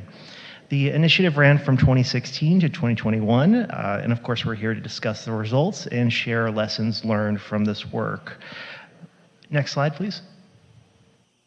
So the 4 goals of the HIV Zero initiative was to increase health insurance enrollment, reduce HIV infections, reduce HIV disparities in care, and reduce the number of AIDS diagnoses per year. Next slide. So here I want to talk about my role as a city administrator. So the city is a small contract city, as you know, and no services are provided in-house. We rely on both the County Department of Public Health and also our network of nonprofit community-based organizations that we contract with to provide this full range of services. The first step, at least the city's first step, was to do an assessment of all of our social service providers and all of our contracts to identify the gaps in service. We spent the first 6 months of this initiative holding listening sessions with key informants, such as the providers, people living with HIV, older adults, the unhoused community, and especially transgender community members. Every 3 years, we release an RFP, and we highlighted these needs as part of the initiative, which resulted in additional investments towards new and enhanced programs that brought on a lot of additional services, such as, and I have these listed here, such as rental assistance for older adults, a right to counsel program, otherwise known as the eviction defense program, for anybody who's at risk of eviction, workforce development for transgender community members, as well as gender identity training for employers, of course, PrEP and PEP services, a weekly syringe exchange, which is located in a popular cruising destination. And in this past funding cycle, we brought on a mobile medical van, mobile medical crisis response team to provide direct medical, mental health, and substance use treatment to unhoused community members. So what's interesting about this contract, which is new, is that they're equipped to provide STI testing and treatment services, as well as HIV medication management services. So they have been reinitiating people in antiretroviral therapy, which is a really good thing and part of this initiative too. So I'm going to hand this over to my colleague, Dr. Celius, but first I wanted to mention that a brief note, since you all aren't in public health and don't discuss this all the time, is that we'll be discussing a chronic disease model, which is the HIV care continuum. This model outlines the steps that people with HIV go through from diagnosis to achieving viral suppression. So the steps in this model are diagnoses of HIV infection, diagnoses, linkage to HIV medical care, receipt of HIV medical care, retention in treatment, and then also the achievement and maintenance of viral suppression. So viral suppression is defined as having less than 200 copies of HIV per millimeter of blood, and one achieves this by consistently taking their medication. HIV medicine can also make the viral load so low that it doesn't show up in a standard lab test. This is called having an undetectable viral load. Reaching and maintaining HIV viral suppression or an undetectable viral load is the primary goal of HIV treatment. So the CDC, the NIH, World Health Organization all conclude that a person with an undetectable viral load cannot transmit HIV through sex. Otherwise known as U equals U, undetectable equals untransmittable. So I'm going to hand this over to Dr. Celius. Thank you so much, Derek. That's fantastic. Next slide, please. So I guess from the start, I'm going to talk about the methods that we use to evaluate the progress toward the 4 goals and all the indicators of progress. But I'd like to say that over the last 6 years evaluating this and working with the community partners, the social services providers, city staff, and commissions, this is really a success story. We evaluate these types of public health programs in different areas, but this is one of the most successful that I personally have worked on in the last 25 years. So it's an empty room tonight. Hopefully there are people watching, but every time we present, it's been a remarkable success. So for the methods that we use to evaluate this, we looked at, you can click, I think there may be some other things there.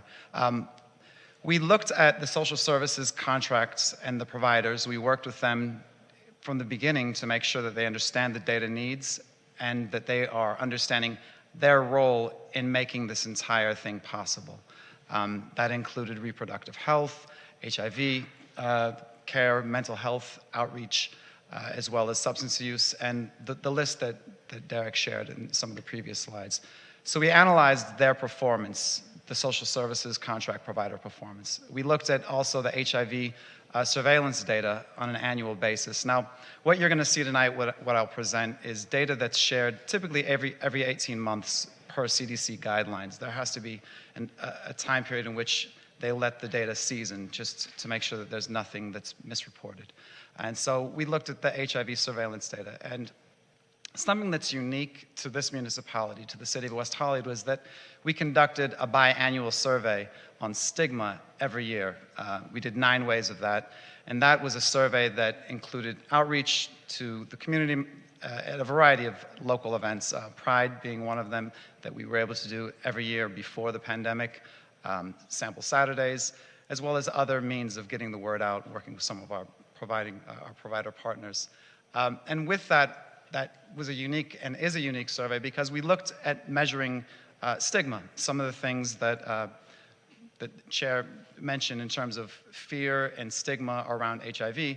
That's exactly what we wanted to look at, because we know that as a model, as a city that is experiencing HIV at a much higher rate than almost any other city in the nation, it was important to make sure that West Hollywood is a place that is inclusive and making sure that people feel safe and included in the entire life cycle of being a community member.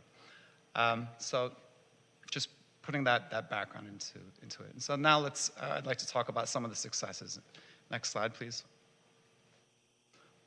So as Derek had mentioned, one of the primary goals was increasing access to healthcare. We know that when people have access to competent, culturally competent healthcare, they're going to have the ability to take better care of themselves and have health outcomes that are better. And so that includes people that are either living with HIV or those that are at an elevated risk. And so at the beginning of this initiative, men that are 18 to 44 years old, primarily gay and bisexual men, were at an elevated risk for HIV, and they were also the least likely to have access to health care through health insurance. And so as we can see, this is one of the major successes, is that in 2015, 78% had health insurance, and by 2020, 92%. So that's a major improvement. Next slide, please. The second goal, it also speaks for itself. Reducing annual HIV diagnoses. We see in 2015, annually there were 63 in that year. As of the last reporting period, it's down to 22. So that's cutting it by a third, or 3 times, I should say. Next slide, please. Linkage to care. This is the continuum of care. We're going to get into that period that Derek had mentioned. The first one is linkage. So this is being diagnosed and being linked to a healthcare provider, an HIV provider, within 30 days. It was staying relatively flat for the majority of this evaluation period, but in 2020, it went up to 91%. We're hoping and hopeful that it will stay there and increase, but at least staying there would be fantastic. And just as a reminder, that's linkage within 30 days. Next slide, please. Retention in care. So this is one of the goals that has been stagnant stubbornly. There's a variety of reasons that we believe this may be the case. One is that as biomedical interventions have been more successful, people are less likely to go to their provider, and that's this measure. This is a measure of what's your viral load when you are, what's your viral load when you're being tested either once in a 12-month period or twice separated by 6 months. And as well, the baseline for these statistics is based on everyone living with HIV, and private providers do not need to report to the county. And so we're only getting a glimpse of the picture. And so that's something that we might want to rethink when we look at progress going forward. Next slide, please. Oh, sorry. Yes. I just wanted to add one thing to that. So when Dr. Celius mentions the private providers, those are not the clinics that we contract with. The clinics that we contract with also receive federal funds, and they have to report on this continuum of care as a basis to their contract. So a lot of the folks that we work with, we're receiving this data from. Absolutely. Thank you for that clarification. Right. And so in a previous report and presentation, we looked at Ryan White providers because we thought it better reflected the population that we are getting more accurate data for. And that's something that we sometimes present on as well. For viral suppression, this, although it looks like there's a huge variation, we're looking at just a few percentage points. 69% in 2015 to 67% as of 2021. We would like that viral suppression number to go up again, but that is also based on the reporting versus the public providers, Ryan White recipients, versus the total population that have a good amount in private care. Next slide, please. Reducing disparity. So this is reflective of the way we defined disparity at the beginning of the evaluation. Was we want to make sure that the goal is to make West Hollywood a place where no specific person or group has an elevated risk for HIV. At that time, when we developed this,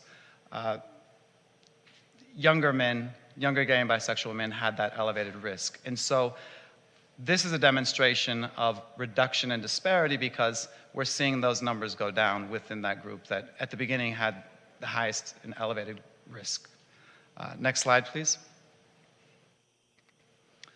AIDS diagnoses have gone down tremendously. This is one of the major successes of this HIV Zero initiative. 24 in 2015, down to 11 as of the last reporting period is amazing, amazing progress. You know, we're going to mention the N. So that's out of 2,250 people who are living with HIV here in the city. Thank you. Next slide, please. So I had mentioned at the beginning that we have been conducting biannual surveys on stigma. And so what I'd like to direct you to is the sample or the participants who are living with HIV. I think those are the numbers that are really helpful to look at in this presentation. So we know that having comfort speaking with the doctor is going to increase one's likelihood of getting the best care possible and having those frank conversations is part of that process. And so that's why we asked the question, how comfortable are you speaking with your healthcare provider about sex and your sex life? We see that those living with HIV, they had already a high level of comfort, 87% in 2017, and that went up slightly to 89%. So stayed positive, got a little bit better. Next slide, please. Oh, sorry. Can you just mention how you received these data? Oh, yeah, so, great. So these data were received by Maroon Society staff doing direct outreach and interviews and surveys with community members. That was the primary way that we were getting participation from community members. I'd mentioned Sample Saturday and Pride. So the majority of our research was done with a person with a tablet going up to a person and conducting the survey, and with questions that may have been considered more sensitive, allowing the person or the participant to select on the screen themselves. But mostly it was more of a conversational style of conducting and administering the survey. For some of the surveys, we made them available in paper format and provided them to service providers. The library had some, and different providers' offices, as well as online. So we wanted to make sure that people who may not have been included because of a digital divide or not being available or not present at some of the events had an ample opportunity to participate. And so our numbers, we're not showing them tonight, but it's reflective of the demographic breakdown of the city of West Hollywood, and that's for every wave that we've done of the survey. Okay. Can you go back 2 slides? So this one is, how comfortable are you asking your new sex partners about your HIV status before having sex? You could see for those living with HIV, it went from 71% to 79%. Derek mentioned U equals U. We believe that the U equals U, undetectable means untransmissible, campaign really helped reduce stigma and made people more comfortable having those conversations. And if there are more direct questions after this, I'm happy to field those. But we can see that with this slide and the next one. If you go to the next slide, please.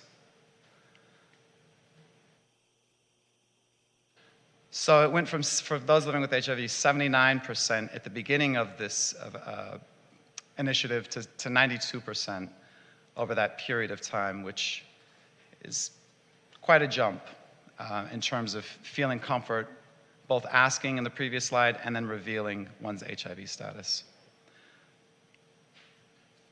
Next slide, please. And then finally, when we just asked, what is your experience with stigma, HIV-related stigma for those living with HIV? The reduction went from, at the beginning of the evaluation period, 34% down to 24%.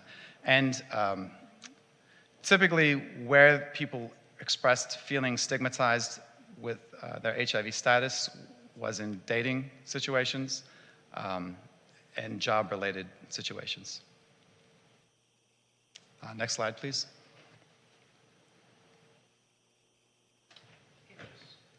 Scroll through that. So, yeah, thank you.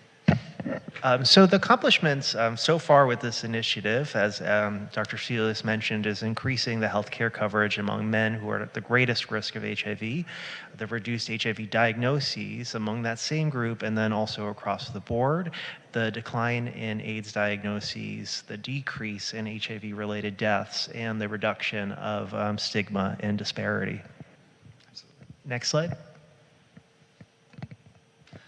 So now the future of where the city plans to go with this HIV Zero initiative.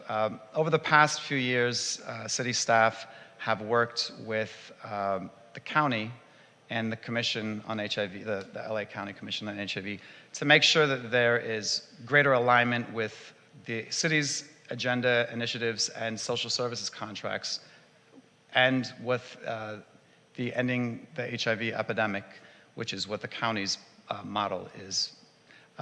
The city had had the HIV Zero initiative first. So I like to think that it informed and influenced what they do, but there's a lot of collaboration, and you can see just the one-to-one comparison, HIV Zero initiative on the left to the Los Angeles County ending the HIV epidemic on the right. I won't go through all of those, but just suffice to say, there has been concerted effort to make sure that the two plans are in alignment.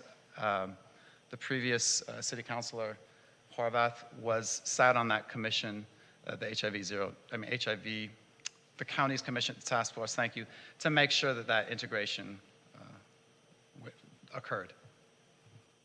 Next slide, please. Thank you.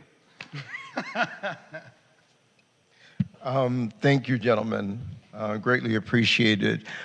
And great data. I mean, Vice Chair Balbona, I know you are definitely a data person more than I am. I'm a visual person, so I appreciate that. You know, there's always room for improvement.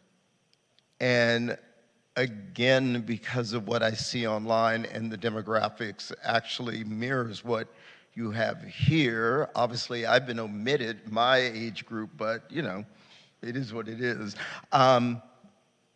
Are we doing everything we can to inform the Gen Z population and the millennial population? Because, you know, I talk to a lot of guys that their pause undetected,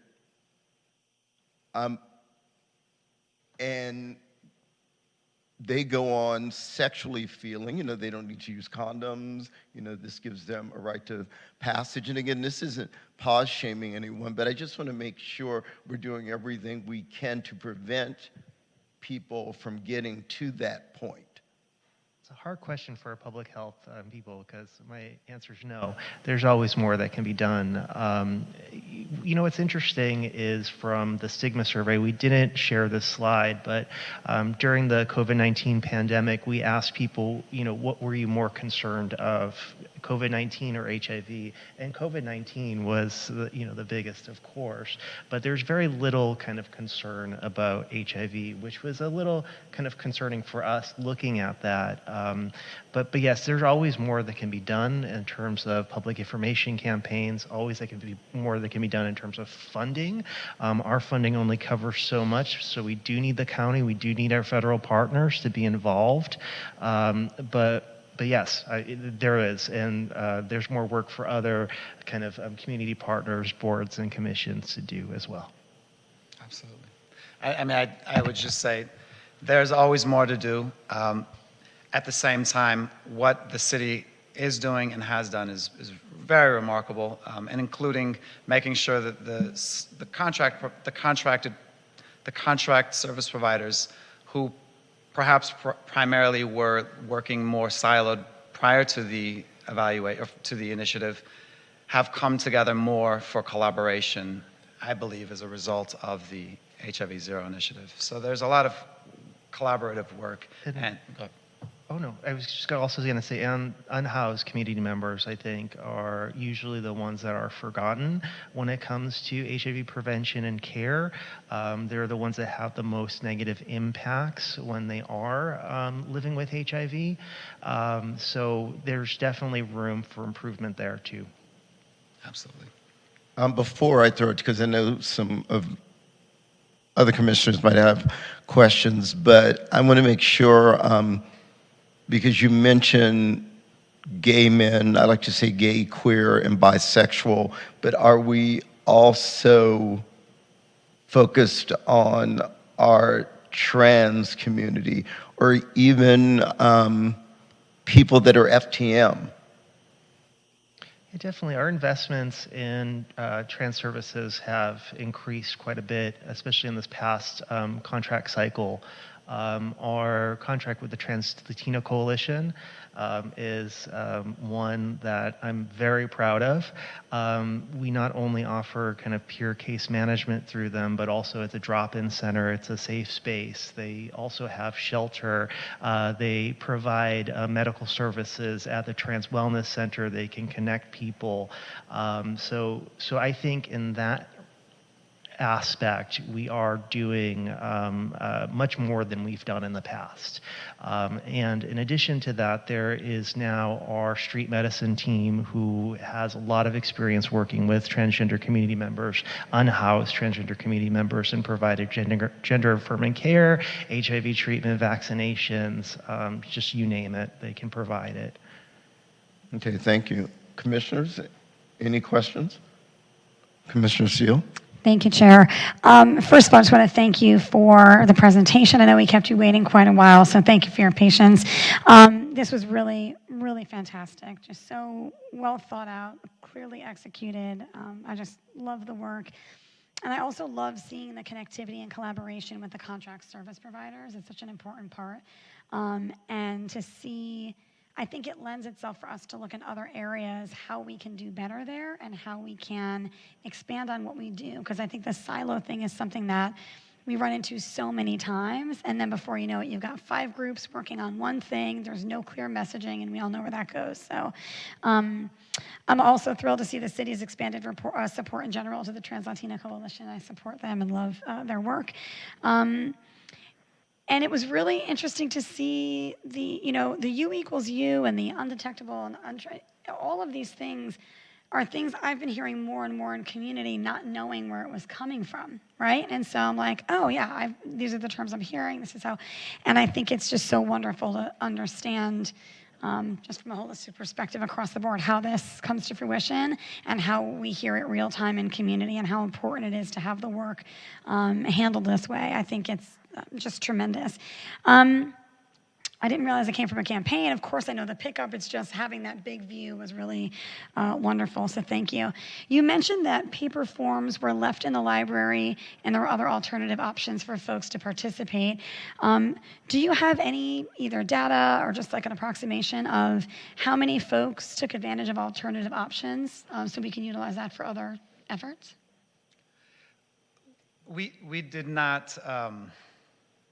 We did not collate in that way as a metric, but that is data that we have available because there are markers for surveys that were completed by online versus a tablet versus paper. So that is something that we can make available. The percentage was lower, as it typically is when we're administering surveys. There's always much more engagement when we have a surveyor out there working with community members who reflect the community. Yeah, I think we can really use that as a template and ways to look at how we activate other types of work and surveys and things like that. I think it's really, really strong. If I could add just one thing to that too, what I found successful was the tablet, going out with the tablet and offering incentives. That was the most successful. We've tried online. I mean, the paper surveys were great when we were tabling at locations and we didn't have the tablet, but that was the best and most accessible. Yeah, and then I also just wanted to add, I loved your comment about the city being first. I think it's something that we pride ourselves on. We pride ourselves on the progress that we bring and the way that we show others how to activate, specifically in regard to the LGBTQ community. It's just so massively important, so I'm appreciative. And I also just want to finally thank Chair for bringing this, and thank you for sharing your story and a piece of your life with us as well. Commissioners, any other questions? I just had a question. It looks like the insurance rates are going up, which is good. But what I thought was interesting is for HIV negative men, the comfort with talking with their doctors about their sex life is going down. Is it because more people have insurance and they're just not comfortable yet having those conversations? Because that seems to be an avenue that may need to get some education. Or is it different providers that have popped up that maybe they're not comfortable because the providers aren't engaging in the right way? I think that to fully answer that question, we would have to do another wave. And the last time we did a wave was so close to enduring the pandemic, where it was still, people were really fearful of even kind of going to their providers. I'm not comfortable drawing a strong conclusion about that, because there was greater comfort among HIV negative participants in almost all of the waves up until the last 2 years. It could have been a COVID thing. It could have been a COVID thing. Judged for Yes. their COVID exposure situation. Got it. Okay. I Thank can you. state just anecdotally, from representing the city on the HIV Commission, this is something that our commission talks about a lot, and it seems as if, and not the providers that we collaborate with as a city, and not the ones that are receiving federal and state funds for HIV care, but the other ones that are privately insured, it seems like there is a lack of comfort discussing issues around sex and sexuality, especially when it comes to LGBT folks. So there definitely needs to be more work done there. Thank you. If I could add as well, I know with many of the people that I engage with, there's often conversations about, oh, I didn't even know I could get PrEP. I didn't know that there was a funder for PrEP. I didn't know that this was available. PrEP being pre-exposure prophylaxis, which is the medication that if someone's taking, it reduces their capacity to get HIV. And so, along with what Derek is saying, in terms of, in addition to the providers maybe not being as knowledgeable, some of the new providers are comfortable having the conversations, they may not also be knowledgeable of what the compendium of biomedical resources that are available to someone for free or low cost. So is there something that can be done so that awareness is broadened? Absolutely. Yeah, there's always something can be done. There can be a campaign. There could be more effort. There could be looking at some of the current social services providers and maybe expanding that one aspect of one of their contracts. Definitely recommend going to the hearing on the 23rd of February. I hope I got that right. It's February 23rd. It's a hearing on PrEP and PEP that is being organized by Community Legislative Affairs. It was initiated by Councilmember Erickson. We are taking the testimonies. We're taking testimonies from community members on access to PrEP and PEP and other preventative services to see kind of what the challenges are, to see where we need to increase access points. It seems that pharmacies might be key, especially when it comes to post-exposure prophylaxis. If someone's exposed at midnight on Friday, they could walk into any CVS and get post-exposure prophylaxis instead of waiting till Monday. The state law, as it reads, pharmacies are allowed to do that, but not many are participating in it. So increasing those access points is another thing that we can do, either through legislation or through kind of more community awareness. Commissioners, any other questions? I just want to say thank you. That was a really informative presentation. Thank you for having us. I just wanted to add that as it relates to the other work that we do at this body, we've had some folks, some community members come to us. We've had a trans man who was assaulted and then who was not offered PEP or Plan B, which is obviously part of the larger dialogue like Chair mentioned. And so with some of the challenges with just transitioning and competency in healthcare. So really important to continue that dialogue, and that's why it's so important to let folks know. And if we can expand or support and let people know where they can access these, I'm all for supporting that effort. So. Yes, gentlemen, thank you very much. And again, thank you for being patient as we work through an issue here this evening, but a very important one. Absolutely. Thank you. Thank you for having us. Thank you. Our next item, let's push through everyone. Items from staff. Are there any additional updates?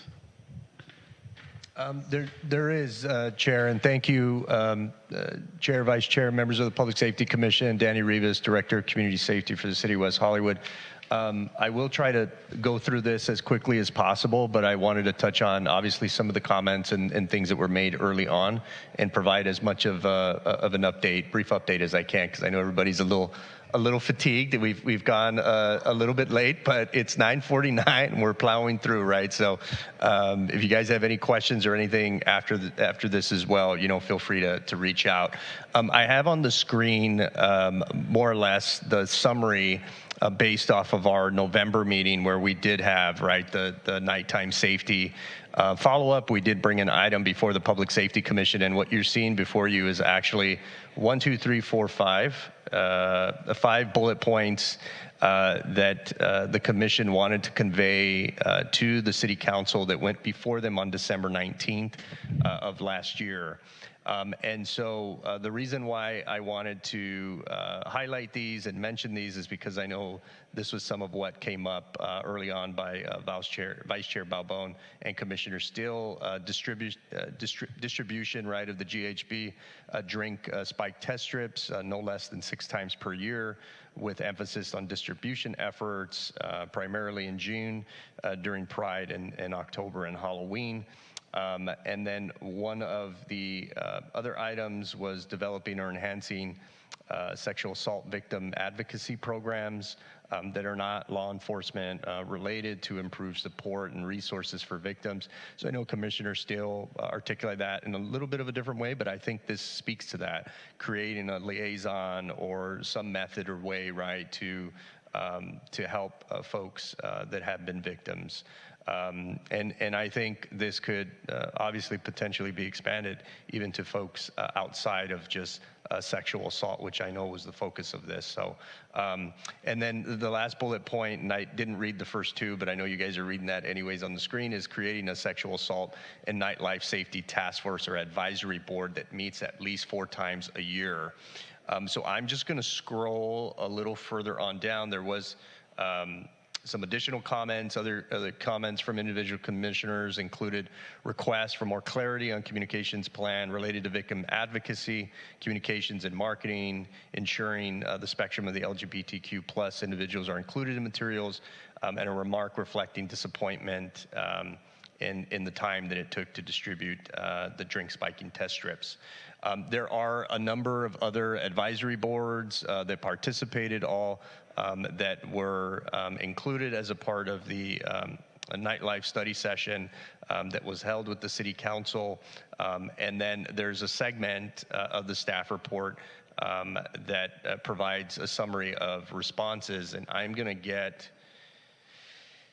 close to the last paragraph here, and the reason why I wanted to make mention of this is because staff recommended that the Public Safety Commission incorporate nighttime safety into its work plan and dedicate at minimum 2 regular meetings per year focused on this topic, which will allow representatives from other advisory boards to participate. So this was something that the City Council did approve as part of that. And so I think as we're looking at in the future, near future, developing a work plan and calendar and events, I will just propose putting something together based off of what I'm seeing.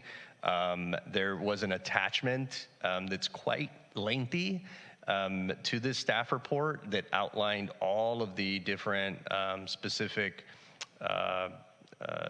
initiatives and actions, or I should say, follow through, right, of what came out of that meeting. And so I think it's important for the commission, if you haven't already, to view this. Again, this is online. This was attached to the December 19th City Council meeting, and I'm just kind of zooming out so that you can see exactly where it's located on the agenda. It's as 4D, and happy to send you all a link to that following that, but this more or less gives the staff report items, and then attachment A, which I have now up on the screen, outlines all of the different questions and segments. So these are all things that you had already seen prior for it going to the City Council, but essentially the City Council did adopt these responses and any direction that was provided at that time. The other item that was asked and was actually reported on was our semi-annual community safety update. And so we did provide a memo receiving up-to-date information from the West Hollywood Sheriff Station regarding sexual assault. And so we updated that the same day, actually, that it went to the City Council. And here's a memo outlining that. All of this, again, is viewable online. And I am just going to try to scroll down the lengthy report to the segment, because I know that was asked. And so I will be working with Sergeant Duran and the West Hollywood Sheriff Station to get updated information for December to include into the drink spiking report. And I know I'm getting close. Give me a second here.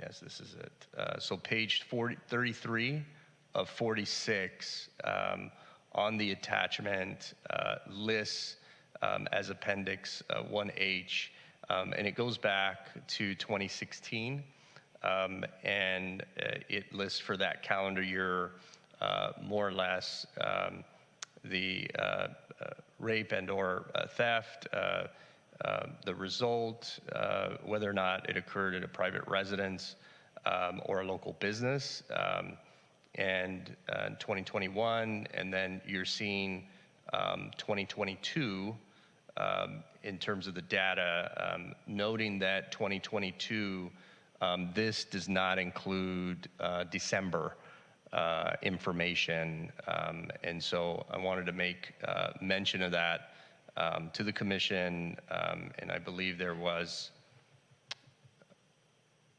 an asterisk or a note year to date. So yeah, so this was at the time as of December 19th, it included information. So I don't think it included anything in December again, make mention of that, but we'll certainly work with the West Hollywood Sheriff Station to provide additional information. But this is viewable. This was attached again to the staff report. It was presented to the City Council, and I will forward this on over to the Commission as well. A second here. I also had an update as part of that item.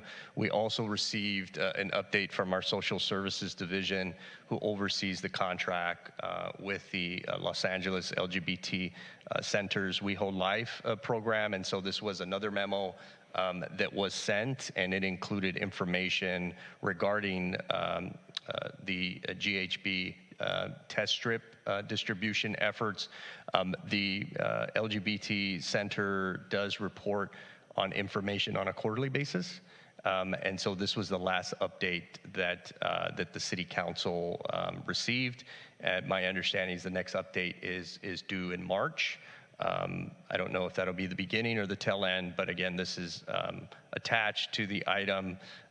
It is providing an overview of kind of their distribution efforts.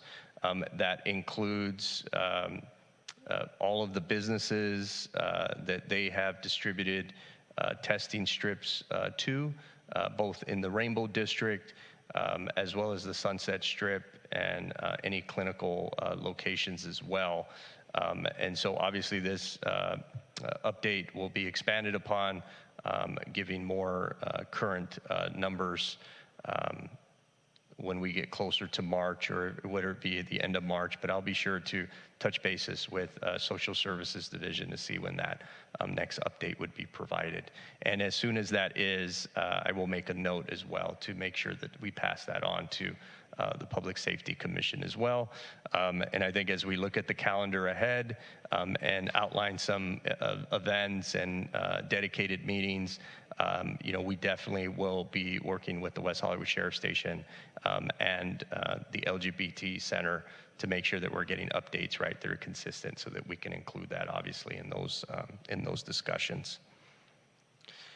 The other update that I wanted to provide is an update from the Center for Policing Equity. So we did receive an update on the 19th of last month concerning their community engagement efforts. And I'll also be forwarding this information to the commission as well. But essentially, they had mentioned as of the 19th of last month that their community engagement team has met with 12 West Hollywood community members, 6 West Hollywood community organizations, 3 West Hollywood city council members, 2 West Hollywood serving social service agencies. I didn't get any more specific detailed information in terms of who exactly that was, but this was more or less just a summary. Through these meetings, their main objective was to ensure that the West Hollywood community understands what the Justice Navigator assessment is and how it can be used. It also included gaining an understanding of how community members are experiencing policing and public safety in West Hollywood, as well as gaining an understanding of community sentiments regarding block by block. It also identified community members' main public safety issues of concern, and then lastly, identifying solutions that community believes will improve public safety in West Hollywood. Some of the themes that they reported after conducting that outreach involved nightlife safety is a major issue of concern for vulnerable community members, specifically date rape, drugs, and sexual assault. In addition to that, it included homelessness and considerations for unhoused community members are also issues of concern. There were resident concerns over shelters and affordable housing units being built near their homes, a lack of support and responsiveness from West Hollywood Station officers to LGBTQ plus community members who are victims of intimate partner violence, and general satisfaction with block by block, but some concerns regarding staff training.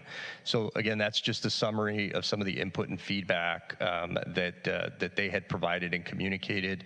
And I will be sure to follow up to get any additional information in terms of their outreach and more or less what they're included in the report. For next steps, they're planning to target not yet reached populations for outreach. They provided some examples of that, including sex workers, seniors, and the Russian Jewish community members. In addition to that, they're going to be continuing to identify themes from community conversations and building out community-led recommendations. So my understanding is, they're still in the phase of not only still performing the outreach, but also working through the Justice Navigator process. The idea is that we would be seeing, and I think Commissioner Steele had mentioned that, getting a draft or a report by the second quarter of this calendar year, whether that's in the beginning or the end, but I'll be sure to keep the commission updated in terms of that. And then, of course, we have the note about including that in our work plan in the future, right, for the commission. So, so I just wanted to provide those updates, and then you heard a number of other items that I'll just breeze through. We did coordinate with our recreation division to host the first CPR training. It went extremely well. I believe it was 2 Saturdays ago. Jessica actually worked very well in coordinating with the different divisions and getting partners involved in that and scheduling, the facility. We had it here at West Hollywood Park. I know Chair Hallman was there in attendance, and so we had, I think, almost 34, 33 folks that had signed up, and we had, I think, about 24, 25 that actually came, tested out. So, I mean, huge success. We have not put anything on regarding that in the past, and so we're looking at continuing that effort. It is free of cost, free of charge, and so we're looking to offer that hopefully in another 3 to 4 months. And then in addition to that, we're working with the fire department on putting another round of the CERT training together as well, and assisting in scheduling that. And that is looking at maybe spring, so just around the corner of this calendar year as well. We did have a business safety meeting on the 22nd of December with all of our business owners and heads of security and general managers. The plan is to have a quarterly meeting based off of that discussion with all of them. We are working on a way to try to create some technology or app-based method of communicating when there are incidents. We are coming across some challenges with that, but we're going to work through and get some more input and feedback at our next business safety session, which we plan again on having those on a quarterly basis. And that was the ask and input and feedback that we received from the business community. So we'll see where we're at in the next meeting. And we have a couple of ideas that we're looking into, but I'll definitely update the commission on that. We also met with our neighborhood watch and resident associations just last month. I know Chair Hellman also serves as captain of the East Neighborhood Watch group, and we had a number of folks that were representative there, very successful, a lot of input and feedback. We're also meeting with them on a quarterly basis. That was something that we had asked in terms of, hey, do you want us to meet on a monthly basis, bi-monthly basis, and essentially keeping it quarterly, continuing to offer it virtual. It makes it a little more convenient for folks, but we may start integrating some in-person meetings as well, which I know is a huge ask. And last meeting, we did have our West Hollywood Sheriff Station and block-by-block team members provide a presentation in terms of updates, and we received a lot of positive input and feedback from them as well. And then active shooter training is something that I know Sergeant Duran had mentioned that we are working with the station on in terms of them offering it to the business community, but we are also going to be offering that to the community as a whole. And I think I may have touched on that earlier. It's a little bit of a blur right now, but I wanted everybody to rest assured that we're working with a consultant that does our active shooter training for city staff at all the different city facilities. We did that last year. We're doing it again this year. It was very well received. We plan on doing that on an annual basis. And so this year we asked, hey, would you be able to expand that further and have an event that's open for the entire community to attend? And so we were able to do that. So we plan on doing that in the beginning of March. And so March is going to be pretty busy with the different trainings that we're going to be offering. And then we're also looking at, after the West Hollywood Sheriff Station works with the business community and provides the active shooter, is doing maybe some scenario-based training that's open not just to businesses, but to the community as a whole.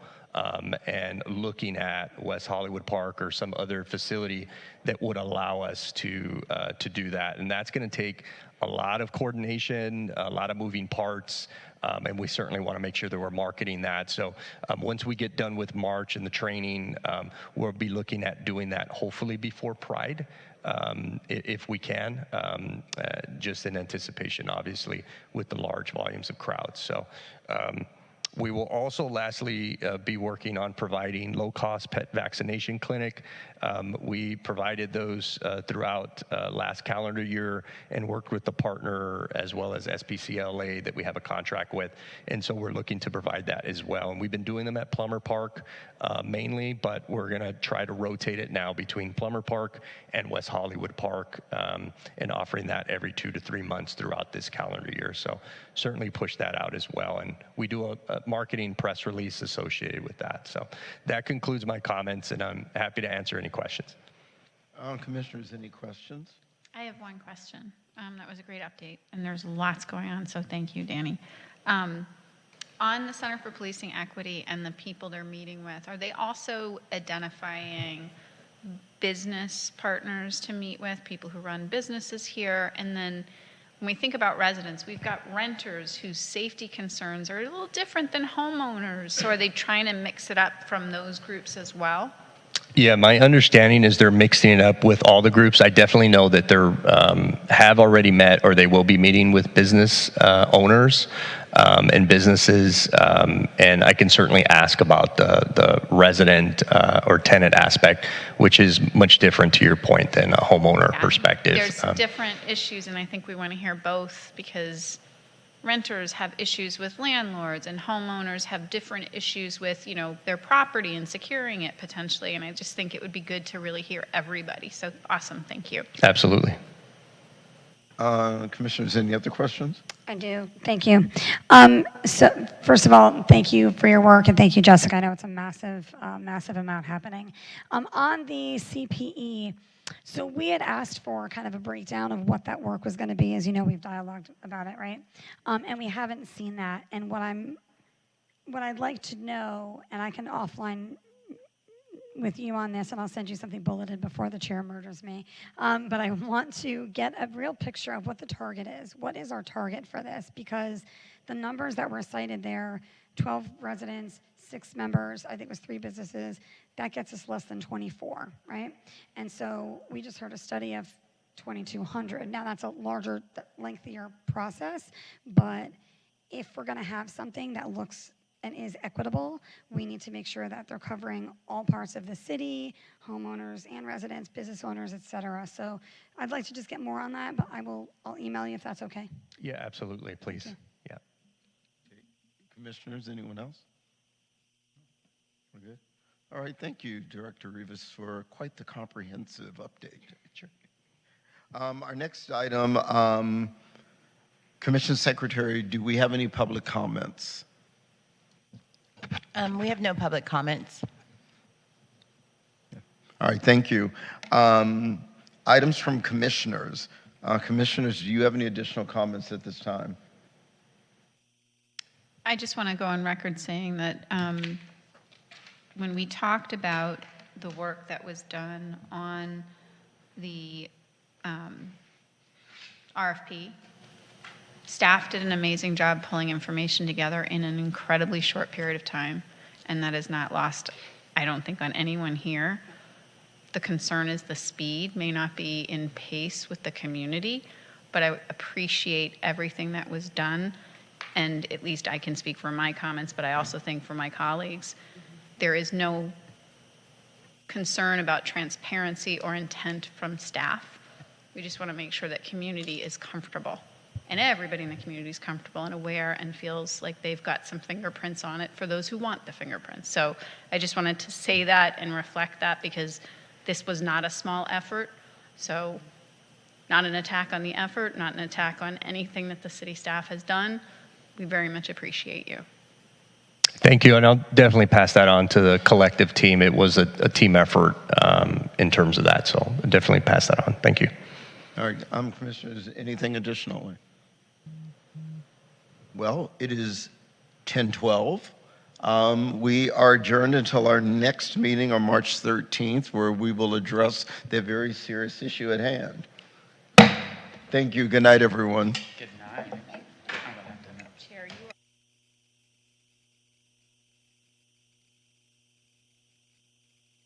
.org/coronavirus, where you can find tips to help you stay well while at home. Tips include reaching out to your loved ones. This doesn't have to be in person, of course. A phone call, video chat, or text can help maintain healthy relationships and create plans to look forward to in the future.